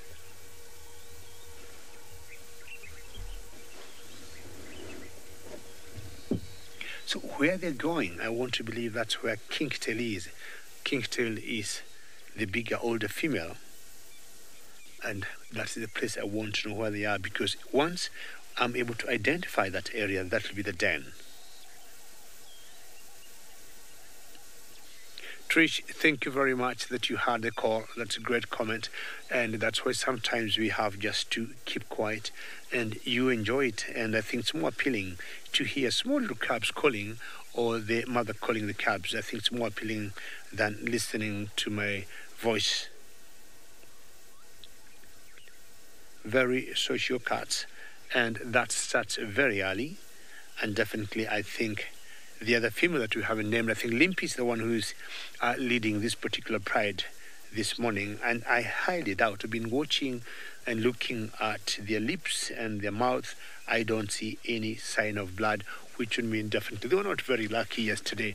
And hopefully today could be their lucky day. They're so close to some buffaloes yesterday. They didn't get any. So let's just follow them slowly and find out where they are going to bed, because where they're going to stay, that's where Kingtail will be. Always walking or taking any clear route. Most cats, that's what they'll do. Leopards will also do the same, where they don't have any obstruction. So they tend to walk on the road, any animal trail, and that way they feel safe. And because of the tall grass, definitely I would want to believe that, even Mitty would want her cubs where she can see them as they walk. Let's just have one quick look and see how they disappear in the grass. And you also notice how tall the grass is.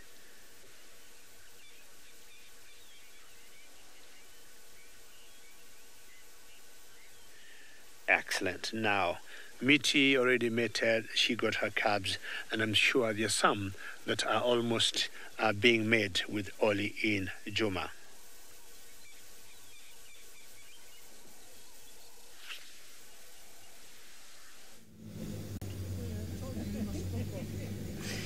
Yes, indeed. This is the male with the hole on its head.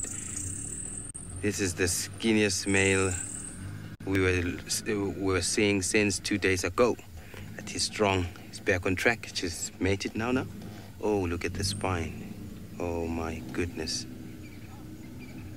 Whew. That's the female he's mating with. Oh, my goodness. I'm so worried about this male because he doesn't look well.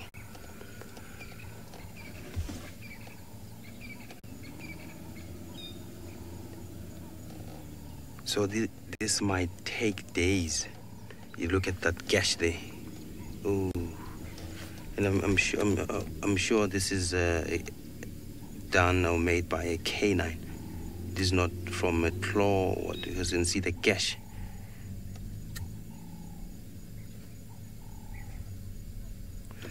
Amber, Is it a young male or older? This male is about 6, 7. He's a perfect male to be in a pride, because that age they can fight for the territories, and they can also hold the pride like this, and they have the stamina to mate. So what's happening now today, this morning, it's so vavalicious. I gave it a name of what I'm seeing here. It's vavalicious. That's why. That's my one-word tweet. What's yours? Hashtag SafariLive on Twitter. The male went down.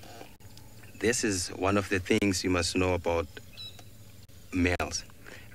Just imagine mating for days each and every after 20 minutes.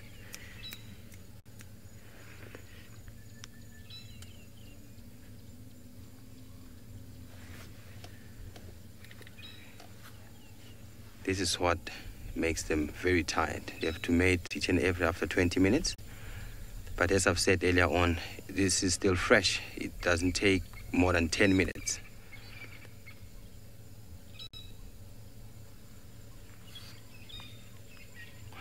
Dr. Rob, is this male lion mating with other females? Negative, or maybe, but I will tell you what I saw since I've been on the sighting. Is mating with this one male. You can see, you saw earlier on, we saw a reflection only from one eye. Then he also mated with that female. It means he's mating with one female in this pride. The ones are relaxed.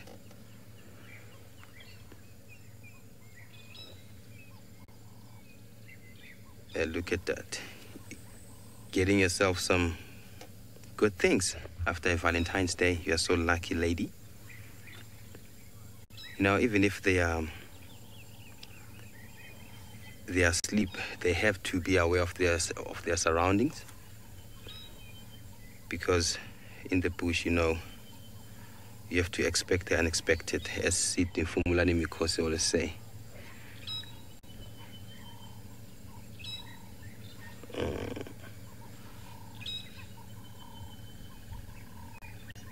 That one day on the left, fast asleep. I don't know whether what she's dreaming about.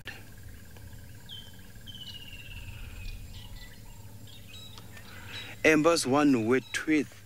It's amazing. Yes, Amber, I can say it again. Amazing. That's your one-word tweet. This is so astonishing.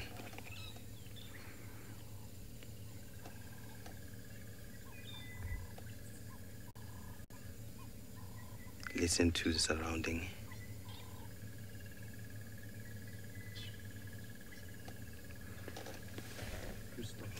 Krista's one-word tweet is beautiful. Yes, indeed, this is beautiful. Oh, my one-word tweet. I don't know where did I get this word. Vavalicious. Vavavoom, maybe. This sighting. The best.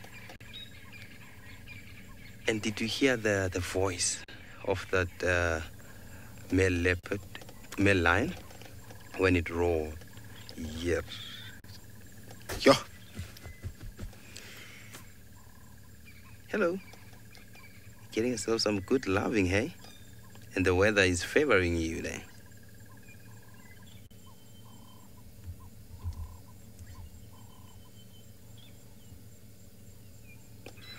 Sammy Jane, when this male lion was roaring earlier on, when it was still dark, you also had the other lion roaring. It was a female, and you won't believe that, because it was not far from the vehicle. It was just hidden in the bushes. It responded just after the male started roaring. It was a female, and it was the very same female.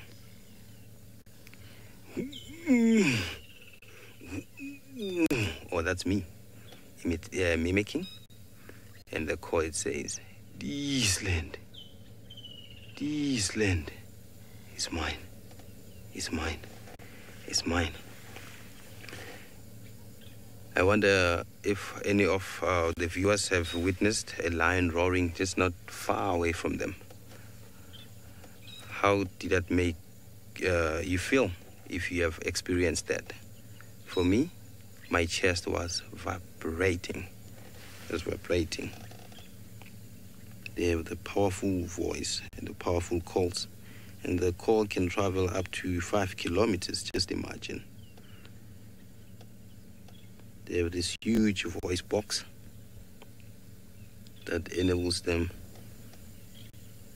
to shout very loud.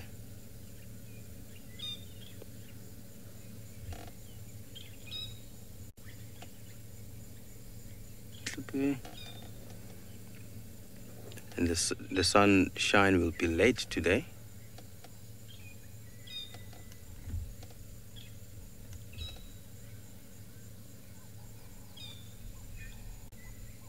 You can hear the birds again. They're not shouting anymore. I think they can notice that these lions are just relaxing. That's why they're not doing these alarm calls.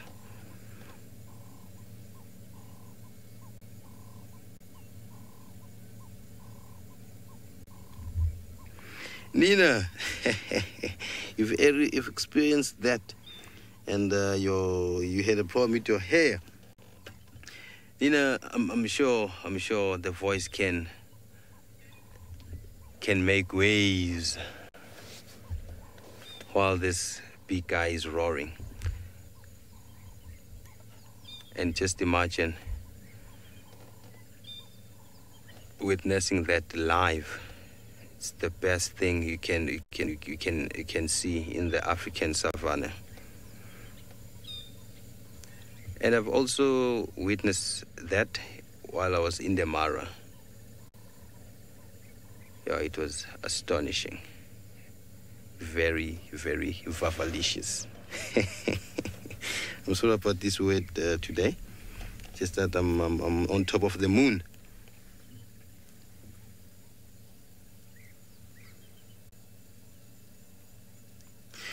Megan, you want to know for how long the lions get pregnant, like the gestation period of lions. Remember, lions are one of the cats. They take about 3 months to give birth. And it's so amazing when they are pregnant, it doesn't stop them to hunt. They also hunt when they are pregnant. Then when they are about to give birth, they leave the pride.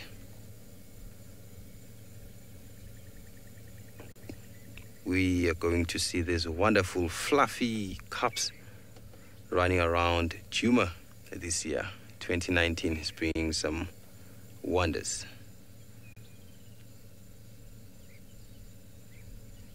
You just imagine, not only the Mara is going to be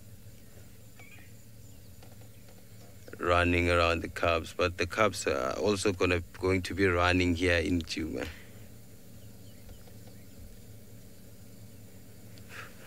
Ravender.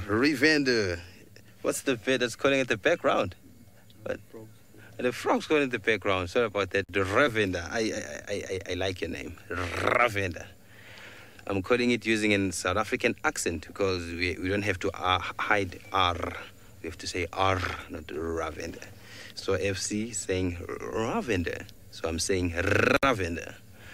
So the frogs, I don't hear any frogs yet. I've heard them this morning, but because we are a little bit far away from the dam and from the pen, so it's at this time of the day, it's hard to hear frogs. I love them. I love their calls. I don't mind sitting next to the dam or pen or river while frogs are calling for hours and hours and hours. I love the sound and the call.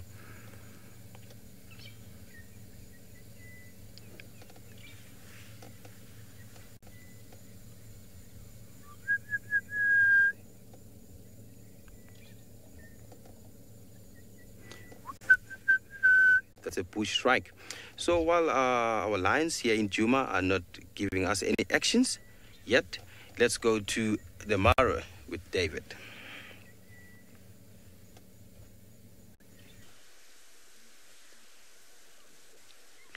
Yes, today is a day for lions and lions and lions.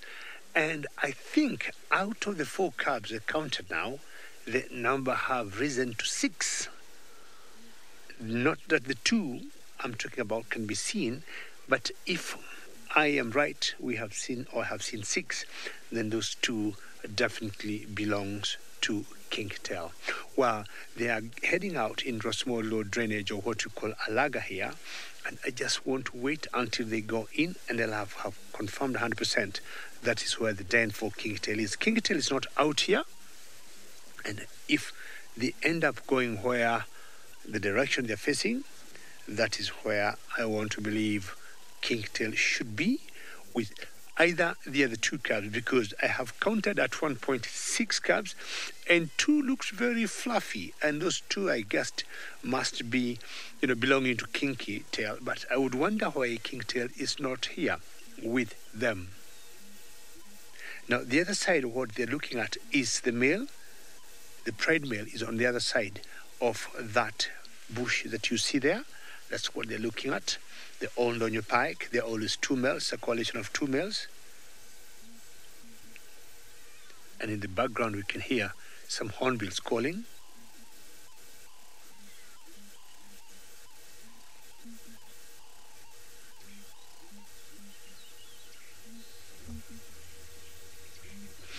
Mike, to determine a lion's age, there's so many things you look. Of course, size is number 1, and once you look at the size, you can tell. That's number 1. Number 2, the fully grown ones, Mike, you can tell by looking at the teeth, and if the teeth are very yellowy, you can know they're quite old.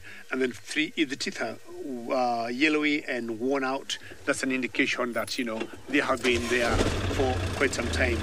And occasionally, we also look on their faces or on the ears, the tear marks. The ear marks, or the tear marks rather they got on their ears or on their faces. You can have an idea that maybe if it's a male, it has been involved in a few fights. And of course, males don't go to fights until they are quite old or they have matured enough to be involved in a fight. So those are some of the few things we look at. And males also, we look at the size of the mane. The bigger the mane, of course, the older the male lion is. As much as we got male lions that got pretty small mane, and they'll be equally old. So those are some of the factors that we look. And I can hear some baby cubs calling somewhere. Yeah.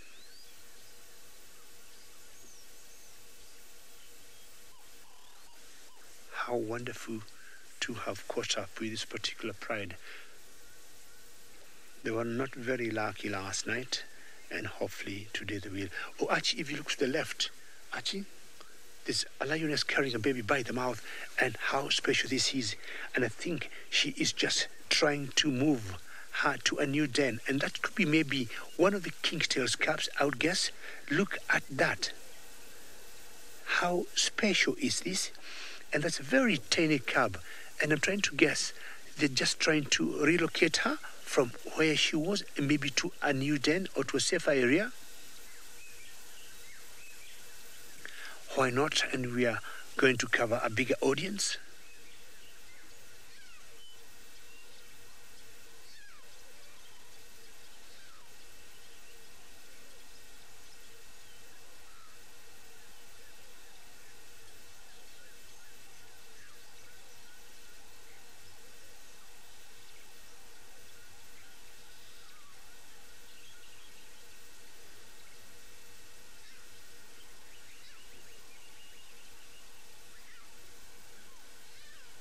This is just so cool to see these lions, all of them out. And there's one that's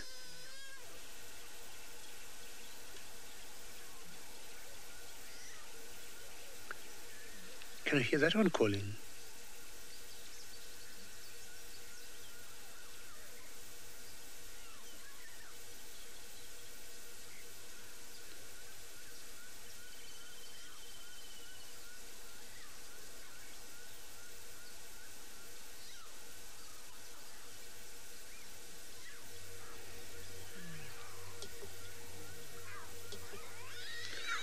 Ladies and gentlemen, a very warm welcome to the Mara Triangle in Kenya. We got a pride of lions here that we call the Sausage Tree Pride. My name is David, and with me on camera is Archie. And it's very exciting because there's one particular female that got very small cubs that we're just about to see now. And if you listen very carefully, we can hear that young cub calling. Just look below the mother. Look below the face or the head of that particular female. There's a small little animal jumping up and down. This particular pride is called the sausage tree, and there's one mother that just gave birth the other day, and the very first time we're seeing her cubs.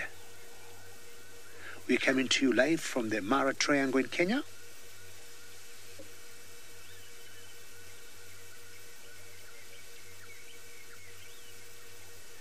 And I think what that mother wants to do is to change the den. Once in a while, they always move them from one area to another because they don't get detected by other predators. And that's exactly what that one female wants to do. Let's just wait a couple of seconds, see what she's going to do. Either they need to identify a safe area for them before they do that, and then she is going to pick her. Now that's the rest of the pride. If you look carefully there and look at that beauty. How beautiful is that?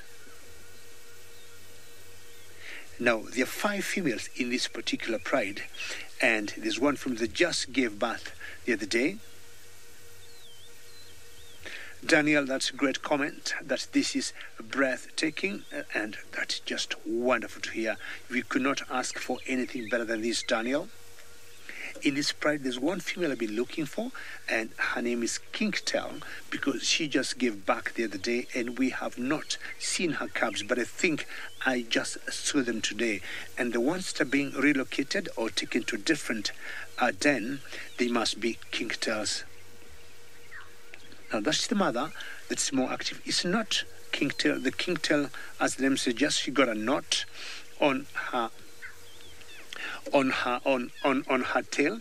And Olinda, you'd like to know how far do they travel to change the dance? Olinda, it depends on the space or the territory they are in, or the safety of an area. Sometimes it could be half a mile from one den to another. Sometimes it could be a whole 1 mile. But there are a few factors they need to consider: safety and availability of food, and those are the things that they look at. And of course, also depending on how young the cubs are. So it's anything from half a mile to about a mile or 2 miles. And the whole idea of them moving them from one area to another is all about safety. And if after they give birth the females, they don't want to be detected by either hyenas or maybe leopards. Michael would like to know whether this is normal to see this. It is very normal. Here, Michael, as I said, 5 females. Of the 5 females, 4 got cubs. 1 female got cubs, 2 cubs that are 6 months. Another female got 1 cub, 5 months. And there's another female that got 4 cubs that we think are about a month and a half. And there's another 1 female that we think got cubs that are 2 weeks old. How exciting is that, Michael? Now, we want to just go very little closer to them and find out if the cub that has stayed in the grass will come for it.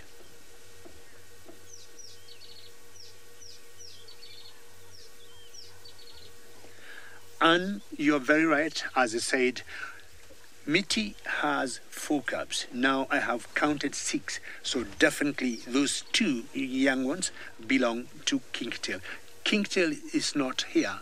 I'm surprised why her cubs are out. As much as it's nothing out of the ordinary, the other 2 definitely belong to Kingtail. And I want to believe Kingtail is not very far from here.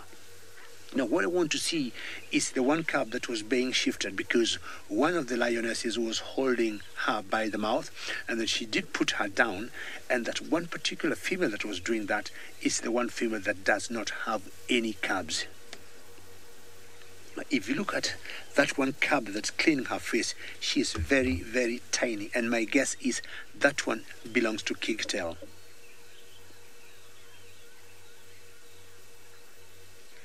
Kathy, the tiny cub, you're asking where has the tiny cub gone? Kathy, that one tiny cub is lying in the grass. And at one time she was calling like she was in a bit of distress. And the female that doesn't have any cubs very quickly went, grabbed her, and kept her in a safe place. You see the one popping up her head on top of the mother there and very busy cleaning her face? My guess is she is a cub of Kingtail.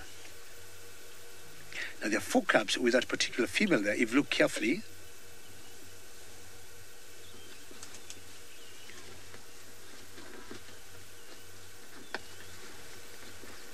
Scenic, thank you very much. Majestic and beautiful. You could not describe it in any other better way. I mean, personally, I'm full of joy because I've been following these particular lions from 5 o'clock in the morning, and finally, there they are. I mean, they have just made my day. Everybody has been wondering or have been asking, where is Kingtail? Where are her cubs? When will she ever bring them out? And luckily, I have seen 2. We do not know how many she got, but my guess is anything between 3 and 4. And being an older female, I would comfortably guess 4. Mitty got 4, or she gave birth to 4. And I don't see any reason why Kingtail would also not get 4 cubs.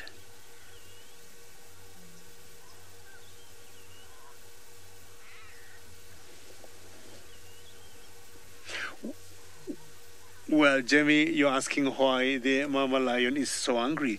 I don't think she is angry. What is happening is that these cubs are quite irritating, you know, like small children. If they have been like irritating her the whole night and up to now, that's why you see like she's opening her mouth or growling or trying to glare.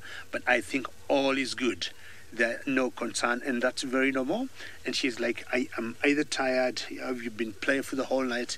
Get out of here. But I think, look at her now.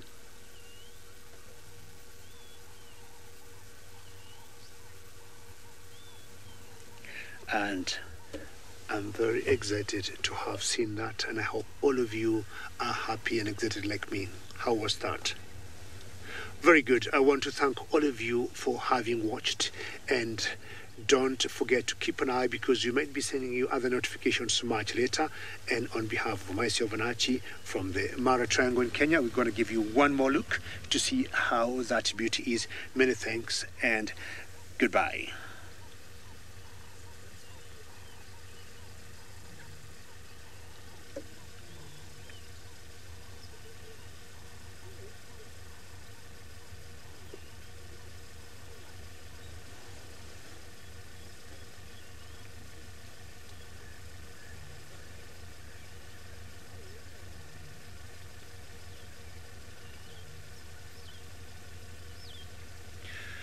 Very good. Welcome back, ladies and gentlemen. And here we are, and all looks very good. And we think that one particular female might be going to fetch the smallest cub that could be hiding somewhere. But in the meantime, the other female is having some good fun. Could be the, you know, the auntie of those other cubs. And I'm hoping that Kingtail is going to come out and you're going to see her. And this could be the very first time she has introduced her cubs to the rest of the pride, because all the last 2 weeks we've been coming hoping to see her cubs. We have not been able to see them, but this could be the great day. So guess that's Mitty. Mitty normally has more dark brown eyes than the rest of the 4 females, and she got a little cut on her right nose. So my guess that's Mitty, the female. And definitely the other cubs gonna follow her.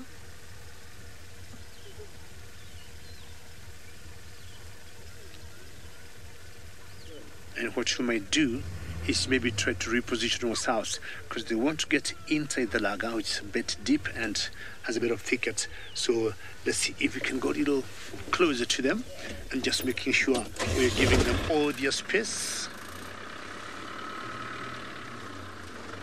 This is the best thing. I thought I had a great Valentine Day yesterday, because yesterday I saw the same female and I saw a male leopard. So what I want to do as I try to reposition myself and go a little closer, let's first go back to Oli with his sleeping lions.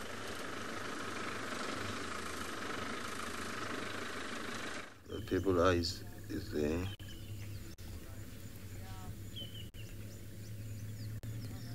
You see something is happening now. You can see the females are going through the thickets, and then the male on here just woke up.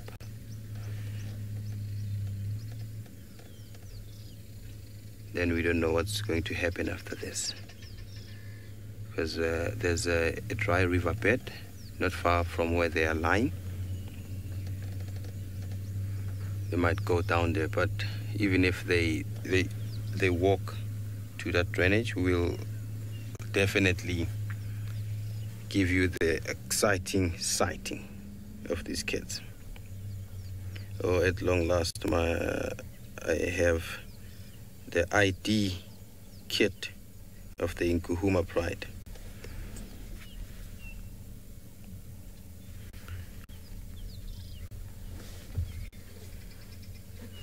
Oh, this one that's who's mating now. That's why she had only one reflection this morning to the IR light.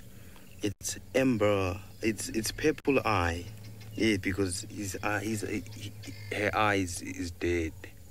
One eye is dead. Yes, her right eye is dead. That's why she's called purple eye, because of the color of that eye. It's not working. Oh, purple eye, how are you? This one is so easy to identify. Some of members of this pride, they are not. That's not purple iron. Purple eye is just in the thicket there. BK have changed. I'm with BK now. David has given BK a chance to witness this. As BK said this morning, that it's his first time to see the lions mating.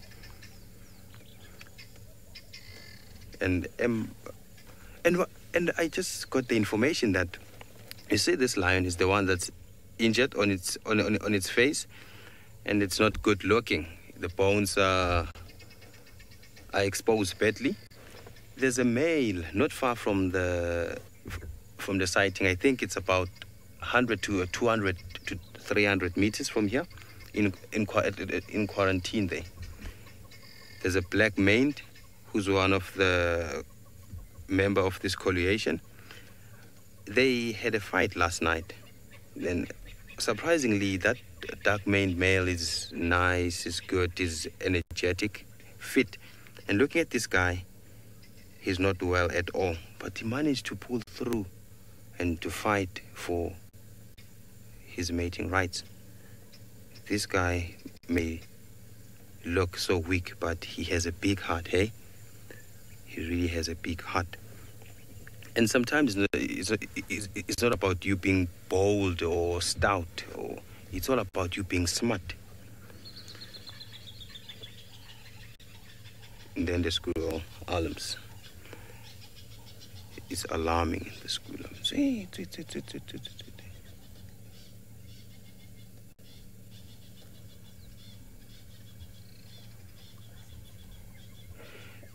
See, control. Why is he so thin?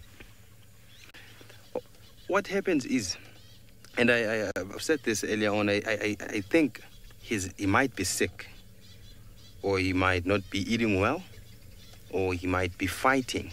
He was fighting with another male for mating rights or territorial rights. You know, lions, they live this crazy life, if I can put it that way. They are always up to something. They're always fighting, protecting the pride they are owning, protecting their territory. So I think the sickness is involved, and fighting is involved. That's why we see this cat not in a good situation. His state of health is bad.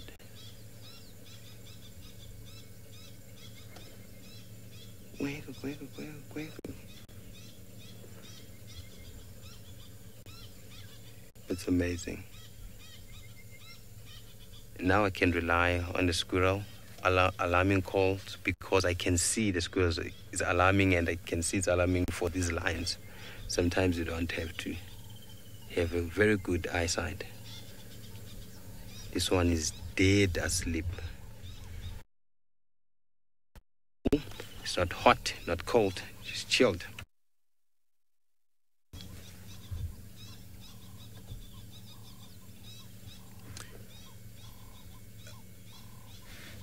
Bread, is this a big calling?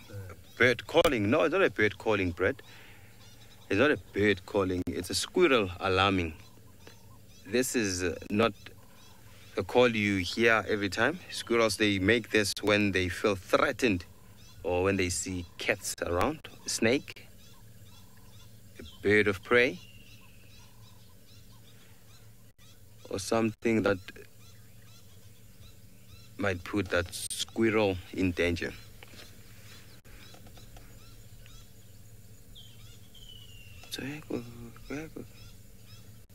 These are the calls you have to attend immediately when you are walking in the bush or driving around the bush. You might find something interesting just by relying on them.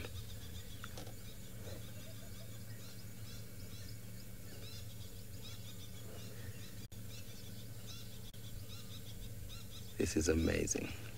And we are witnessing what we don't really see every day. And we are lucky because this mating, it's happening here in our reserve, because we have the neighboring reserves where these lions might go.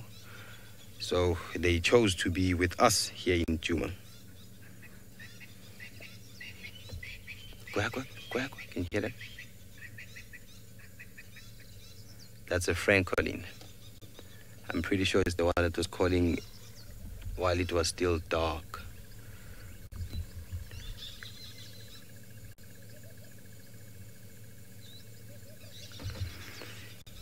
So my lions here in Juma are asleep. So let's go to David with the sausage tree. Maybe they're eating a sausage.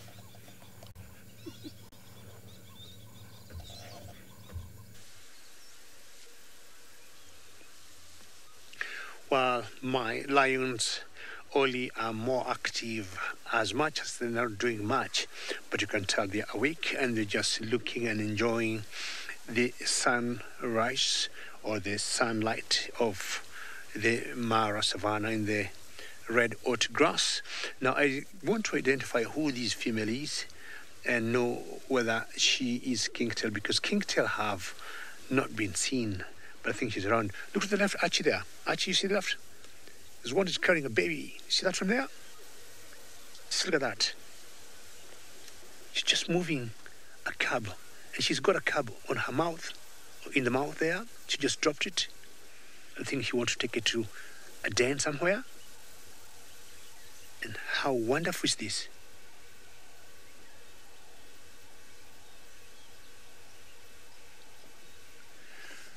Now, Archie, if it's okay, let me just try and go around in that area, Archie. Hopefully we're going to be able to catch up with her. And I think she's just trying to reposition her cub and maybe move her to a different den. Let me just go around. It's not very far from where we are. And this is the beauty of patience. Just staying here and being patient. You see a lot of good stuff.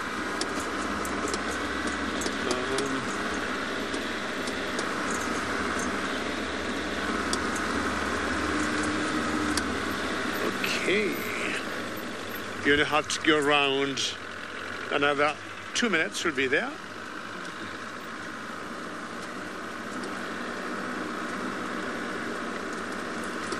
The sun is directly on my face, so just have to move slowly and surely.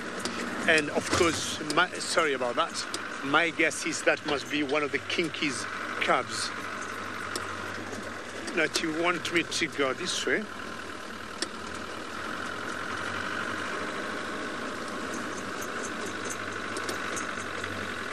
So, how is that, Archie? Good? Okay, ladies and gentlemen. And I think all those are Kinky-tailed cubs. That's my guess. There we are. They're very, very small. And yes, the one tiny, tiny one there behind must be Kingtail's cub. I do not know where Kinky Tail herself is, but those are her cubs. This is very special to see this in the morning. You see when they're walking, they are a little wobbling as they walk. They're a bit wobbly. I think you can hear them calling. Sorry, there's another vehicle just close by, and I don't know why the gentleman's not switching off his engine. We could get some better audio.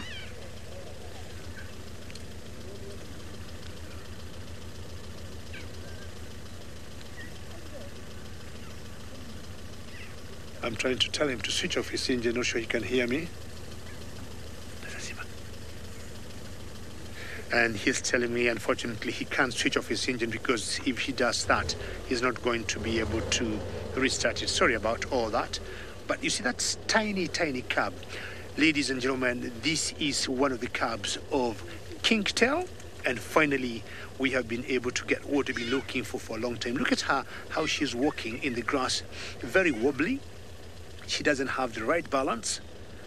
And we have that one big mother staying very close. We have followed and tried to get these cubs off Kingtail and see how social the lionesses are, that one of the aunties is taking care. See how they're running of her sisters or her first cousin's cubs. Once in a while we have seen Mitty way out, and we have wondered where her cubs are, and we have always known her cubs are with Kingtail, and I think she is just paying back. And how cool is this? That for the very first time, we have been able to see Kingtail's cubs, the very tiny, tiny ones. Now, what I want to do is see whether we can try and turn a little bit and get a little closer to them. And I'm sure they have gone in there, and Kingtail maybe could be having a nap, having been very busy the whole night and feeding them and suckling them. So let's see how close we can get, and then see if we can get another visual of the Kingtail's cubs. Now, right in front of me, we're going to stop right there and see if we can hear them calling. Just listen to that.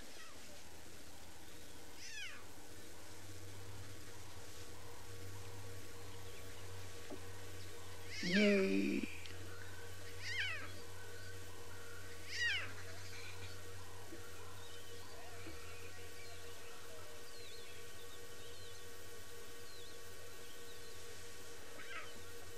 I hope you can all hear that, ladies and gentlemen. And finally, these are the cubs of the very famous Kingtail lioness.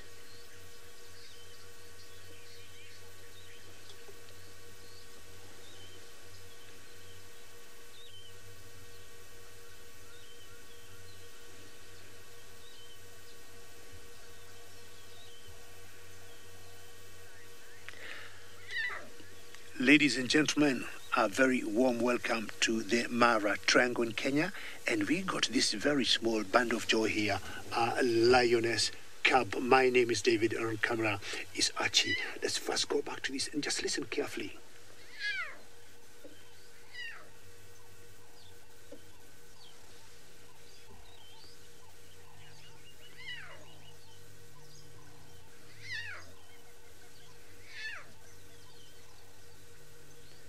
Ladies and gentlemen, all those calls you're hearing are coming from that small, tiny cub there, which I think is about 2 weeks old. Julie, thank you very much. This is brilliant. It could not be better than that. It's about 7 o'clock here in East Africa, in Kenya, in the Mara Triangle, and I think it's my very best way to start my morning. Well, that is not the mother of that cub there. That's an auntie, and the mother of that cub is called Kingtail, and she's just somewhere down there in the bushes. See how wobbly she is. She can't even walk. Most likely the mother is going to catch up with her, the auntie, and maybe hold her by the mouth or by the neck. Wow, ladies and gentlemen, have a look at that.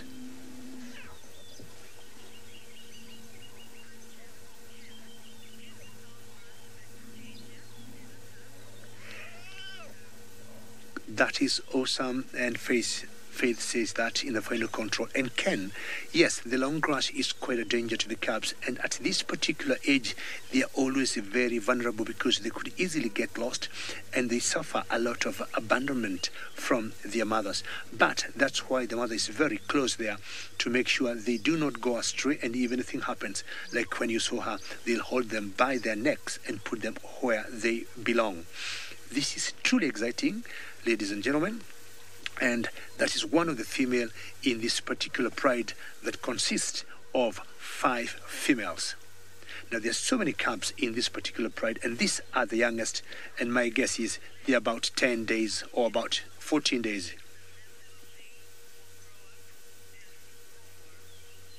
Len, it's unbelievable, as you say, that one day those small little tiny bundles of joy will be very big, and one day you're going to hear them going... This is just the beginning, and I can't believe this. For the second time in under half an hour, we have had some wonderful, exciting scenes and these great sightings. Well, how was that? Very many thanks for watching, and again, keep a look for more notifications, maybe the next 15 minutes, the next half an hour, you never know.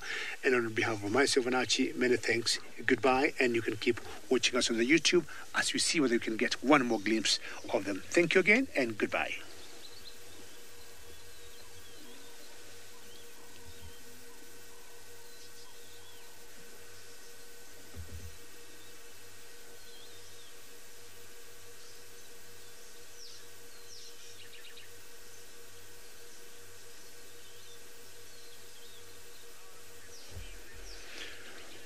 Well, ladies and gentlemen, welcome back. And I think that was quite insane to just see those little cubs. All of you, I'm sure, have been following Kingtail and finding out what happened, where her cubs. And I think, I do not know when, but I think I could be the very first person, myself and Archie, to see Kingtail cubs out for the first time. And Archie, very good, Archie. See how she's being moved to another den? See how they carry the cubs?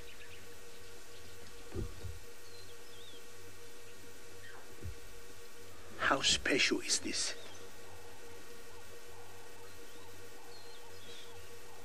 And this is what SafariLive is all about, ladies and gentlemen, to give you very special sightings. And I have every reason to call this day a complete day for myself. And a very productive one. Very successful day. So that is not the mother of these 2 cubs. The mother is called Kingtail, and I do not know where she is. Either this one is babysitting. Anna Marie, thank you very much. They just melt your heart. Anna Marie, what else would you ask for in the wilderness? Thank you for watching, Anna Marie, and always a pleasure to hear your name. And now she's just crossing that little drainage, going to the other side. And I think what she did, maybe she gave a hand to the small little wobbly cub that maybe could not cross that particular area. And that's very typical of lionesses to do. Maybe out of 2 or 3 or 4 cubs, they'll always maybe pick on the one little small one or one that's a little bit weak and give it a hand. Very well done, Mama.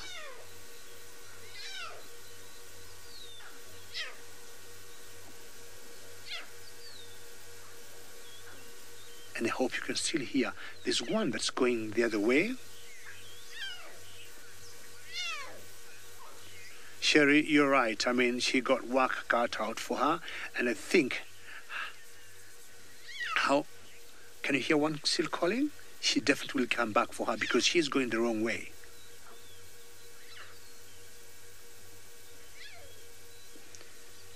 Exactly, that's exactly where she is. Archie, do you want me to move forward a little bit, or are you okay there? I'm just gonna move forward like about 2 meters. And here may be better as they call.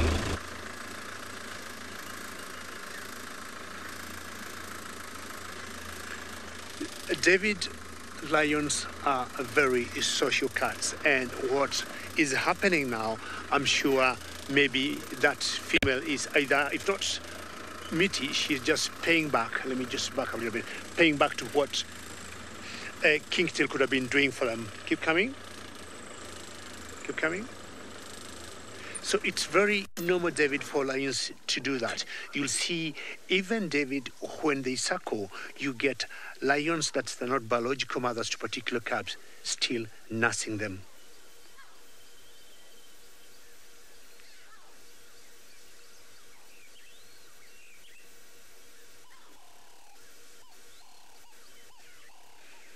And when it comes to protecting the cubs, David, all of them will do the same.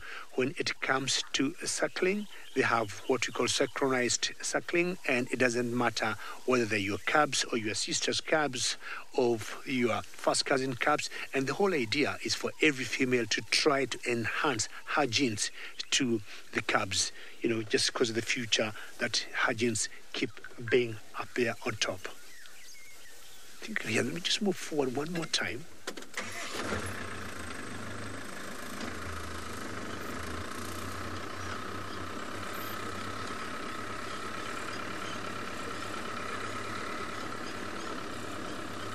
How is that, Archie? That's good. They're still calling in small little like crevice or little laga or little valley.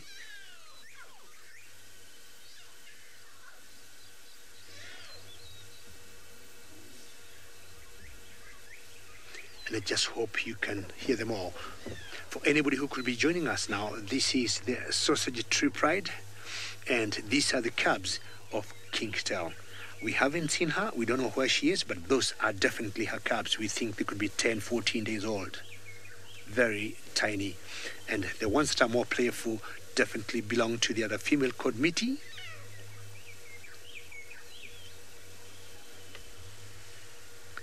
And she has been giving them a hand every time they get lost in the grass. They're just too tiny, and I'm sure they cannot even make their way out of the grass or even following the scent that's always left behind by the females from their trucks. These ones are definitely very small even to be able to pick it up.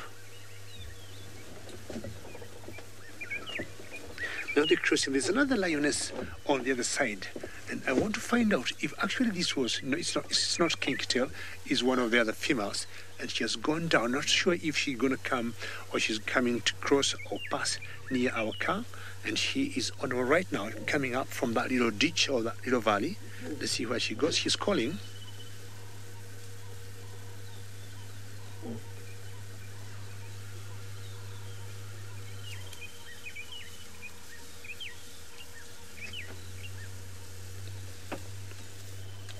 Sorry about my head and the whole dashboard. I'm trying to duck. But it's not bad to see my head and the head of a lioness.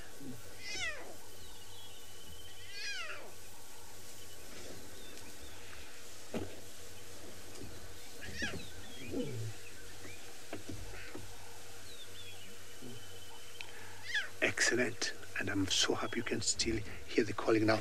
This one has gone in the opposite direction. And what will happen, I think this female is going to give it a hand and just pick it by the mouth or by the neck. Let's see. Oh. She has to catch up with the mother, and this thing is just training her how to be independent. She just walked past her. She didn't even care.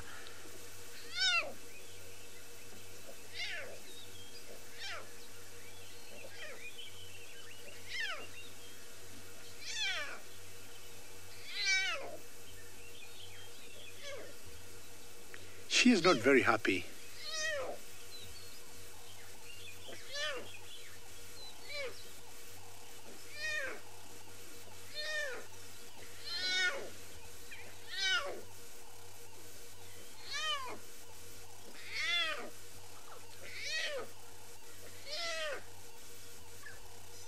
She is basically asking for help.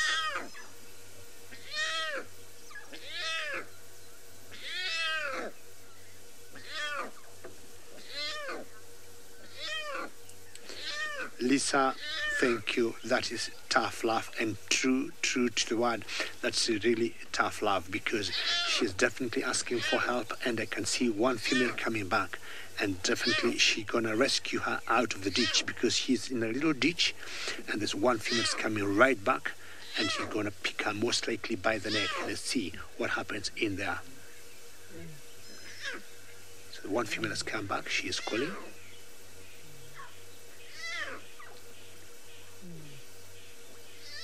And she might pick her by the neck. A bit of grooming there. Like all is good. All is Hakuna Matata. Sorry for keeping you on your own for quite some time. Do you want to give you a hand, pick you by the neck? Or are you going to climb the hill on your own? Because all the other members have gone up on the other side of this small valley here, but this particular one has not been able to do that. Either she is too weak, she is too nervous, or she's still too young. Now, my question is, where is the mother? Where is Kingtail? You see, she can't even get the right balance, and every small stalk of grass or blade of grass is just putting her down. And she's disappeared. Hopefully this time she's going to make it up and be able to catch up with the rest of the pride. So that's the female that came to rescue her, either giving her ideas. This is how you walk. This is how you have to survive here in the bush. We don't need to keep helping you every other time. Here is survival. You have to be tough to survive in the bush.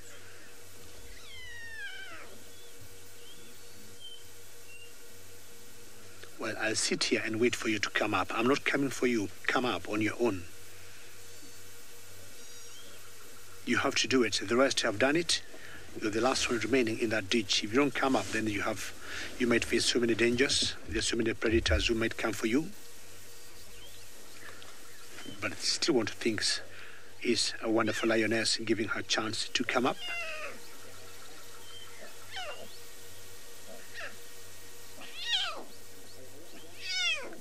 She's right back in the ditch again.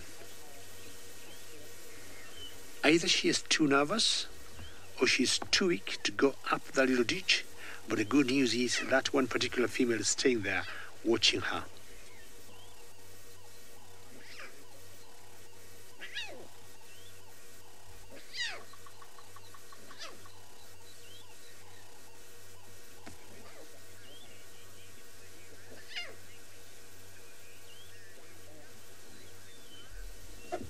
Well, this female is coming back because the cab is going right in the opposite direction.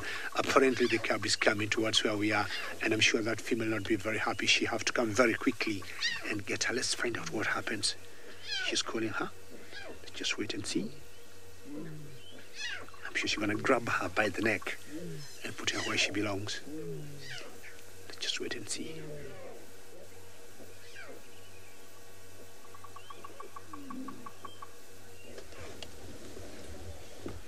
So what's happening, she's in a very tight angle, and what will happen is she's just moving her to the other direction because where she was very close to the car. And now she's telling her, you need to move, and she's following her again for the first. Let's see whether this time they'll do it right. They've done that 2 times. They haven't done it right. Let's see if this time it works. Now, mama up, baby follow. Mama up, baby follow. You don't follow me again, you'll be in trouble. Let's see. This is the way to go. That's mama. That's the baby. Okay. Keep going. Keep going. They have done the first part, which I think has been the trickiest for this one particular cab. Why she's not holding her by the neck like what she was doing earlier, I have no idea. But let's see what happens. You might hear another car behind us, or some other guests also who want to come and see this small little tiny band of joy of a cab. And she's still very confused, and you can hear her calling again.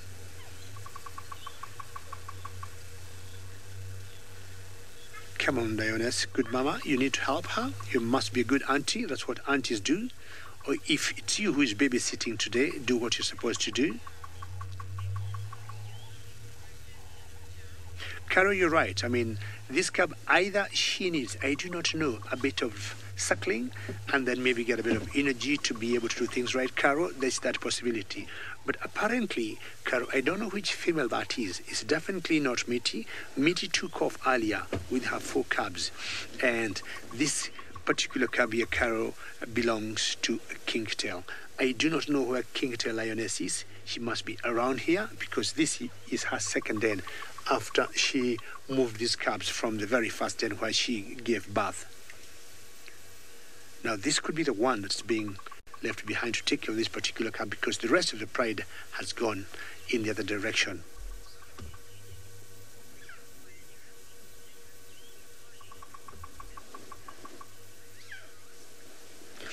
Well, we'll be holding here to see if this cub will make it to join that particular female and wish her good luck. But in the meantime, let's go back to Goli in Juma.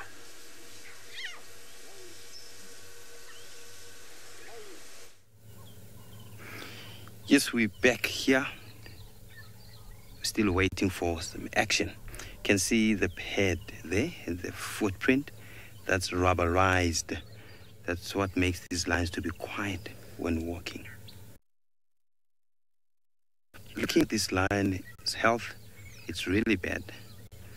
It might be infected with TB. You know, lions, they can get TB from other lions or eating buffalo. And once his immune system is compromised, oh well, it's bad luck, bad news for him. Because he will stop hunting, he won't be able to fend for himself, he won't be able to mark territories.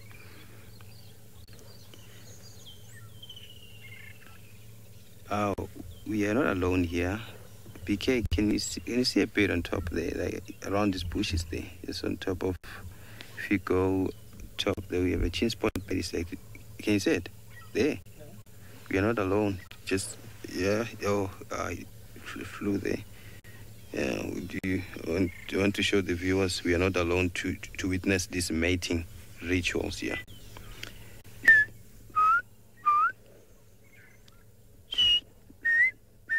That's their call. The chin spot betties. They are the ones sometimes that they tell us about the animals.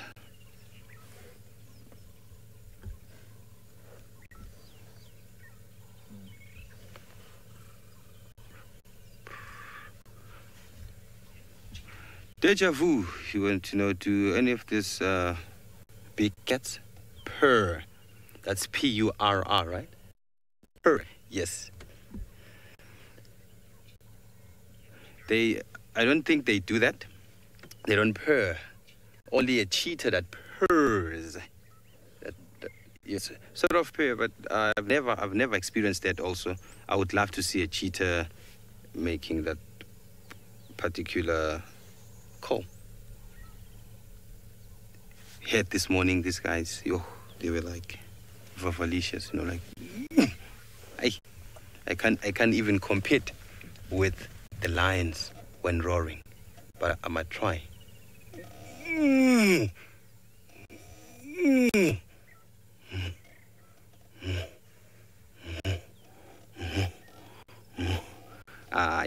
This guy is not even moving. He can tell that slowly.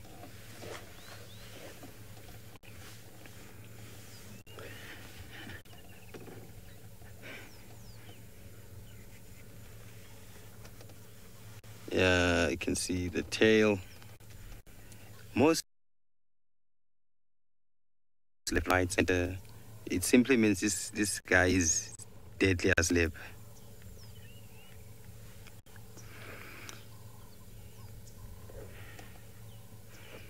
He's dead asleep. You can see the tail not even moving. That ball on at the end of the tail. I call it a nokiri. A nokiri, it's something like a stick that you make using wood. So that's a nokiri. It's an Afrikaans name. I think in English it's club. Club. Yeah, that's a wooden stick, cultural wooden stick.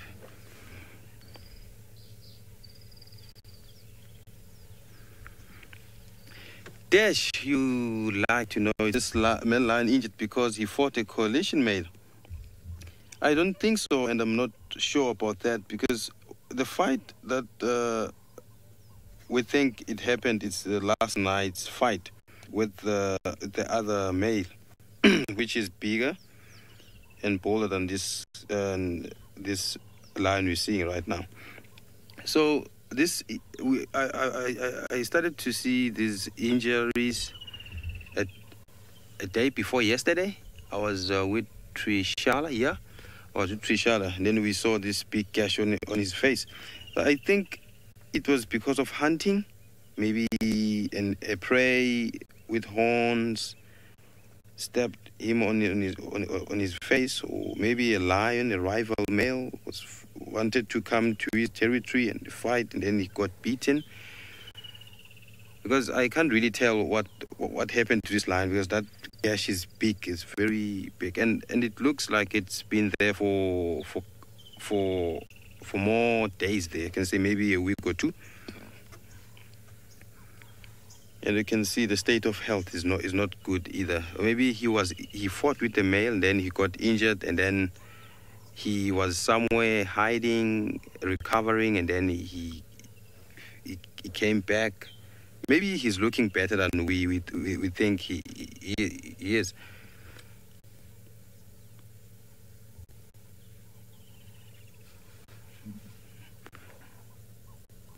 Carol, you think maybe he's thin because he hasn't been feeding, because he's mating?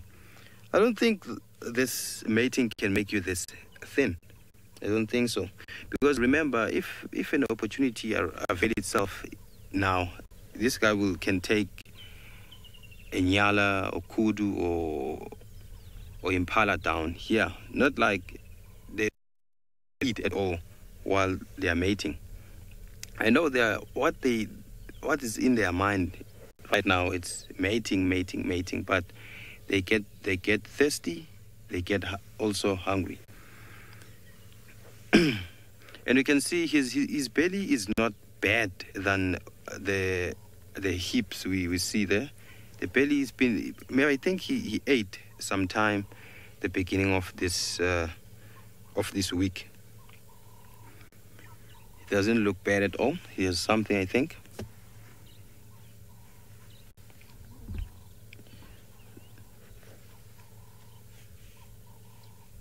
So he's sitting there nice and quiet. That's what I was saying earlier on, that when the time goes on, the time for mating, the gap between mating, it increases. Remember, in the morning they didn't even take like 5 to 10 minutes to mate, but now it's been like 20 minutes.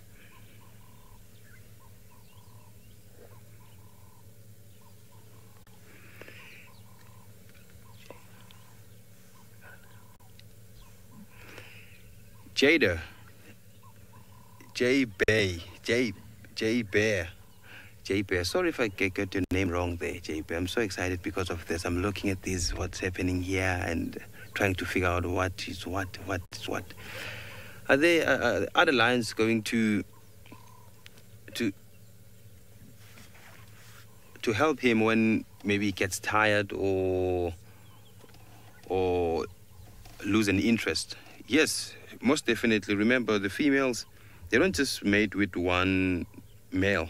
If they want to mate with one male, if they are satisfied, they can do that. If they are not satisfied, they will sneak to other males. Because, you know, we have 3 males in this coalition. And female lions are so clever, because they will try by all means to mate with each and every male that's in a coalition, so that every male will think the cubs are his. It's interesting, hey?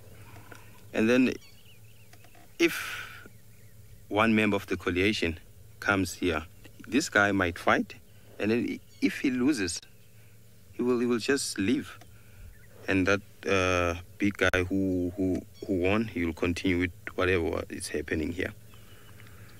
Remember, if the male gets weaker and weaker and weaker, and if the female needs more and more and more, he will definitely go to the other male in this coalition. Amazing, hey? Just imagine. Yeah. Some things are just okay when they happen to animals, not human beings, eh? Just okay.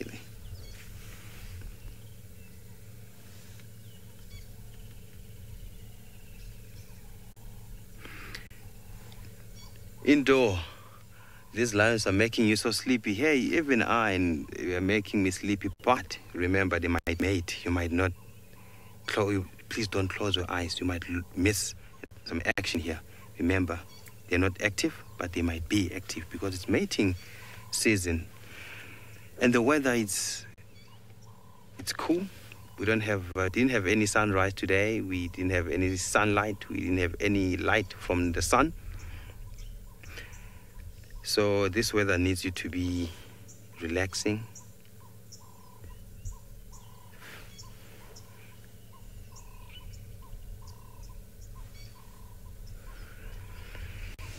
So let's leave our sleepy males and go to David in a place where you can count trees.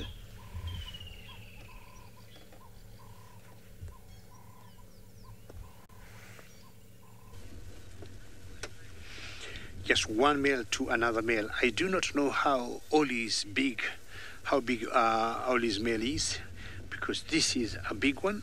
And now, this one is the one I was talking about earlier. We saw him earlier, but not for long, because I got more distracted by those lionesses and more so the small little cubs, and forgot about him. But I thought, well, let me look out for him, find out how he is, how he has been doing, because we haven't seen him for a couple of days. And this is the pride male of the Sausage Tree Pride, and it belongs to a coalition called the Oldonyo Pike. So it's him and another boy. I do not know where the other boy is at the moment. And typical, it's only because we had seen him earlier. Actually, it's Archie who saw him. Archie is the camera operator with me today, and he, just framed him. I would not have seen him because all my eyes were glued to the females and the cubs. One of them was limping the other day when they had us about a week ago a buffalo kill. Not sure that's him or not, but it was exciting to see them sharing a buffalo with the whole family together. Typical behavior of males in general, going boom, sleepy, sleep flat. I'm not surprised.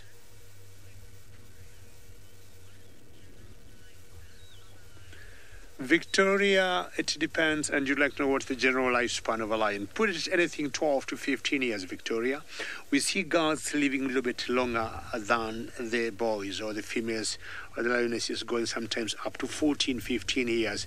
And the males will do 12, 13. That is the average lifespan of these cats, Victoria. Pretty good question. And Victoria, we have seen the male now. What maybe we might want to go and show you, Victoria, the females. I'm sure you've been watching, because this gentleman is just flat. I don't know how flat he is, comparing him to Ollie's other male. And what you need to do is to move and see whether we could see the girls, who I think are more interesting because they got the cubs. All right, let's move on, because I hear they're quite flat. And we go have a look at the cubs. What do you think, Archie? Because, the females look hungry. Yesterday, I wished them luck on Valentine's Day on catching a kill for, some buffalo for themselves.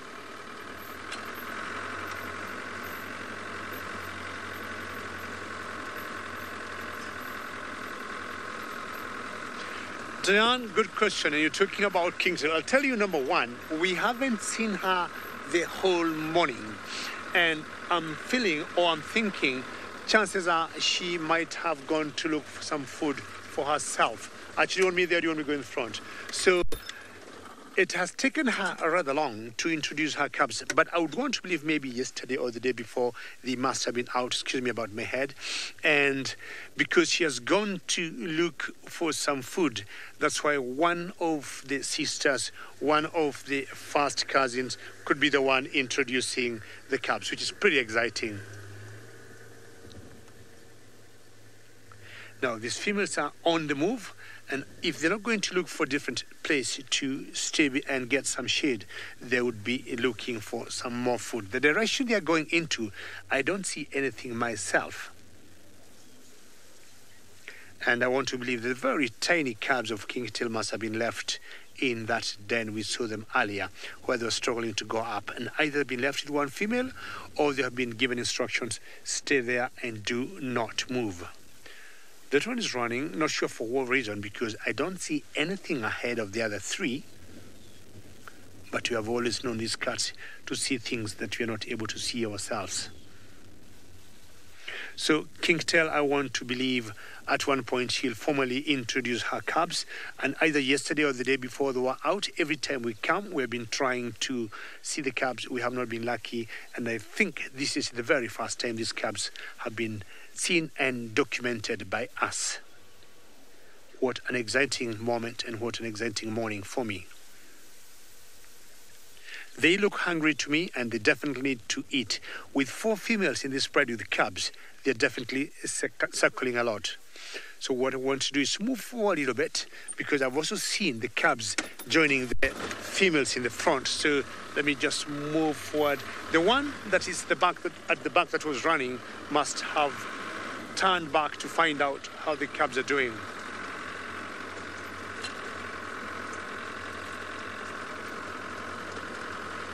Rusumir, you asking of the cub that stayed back in the ditch. Yes, it came out and it was able to join the rest of the pride. So all of them accounted for, and they are all in good shape together with the rest of the females. Now, I don't know where they've gone. They're still way ahead of us. Let's see if we can do one swing here to the right.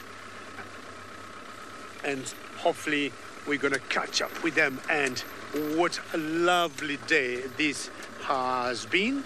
So let me just go to the grass. We'll always want to give them their space so that they can do what they want to do without us interfering with them.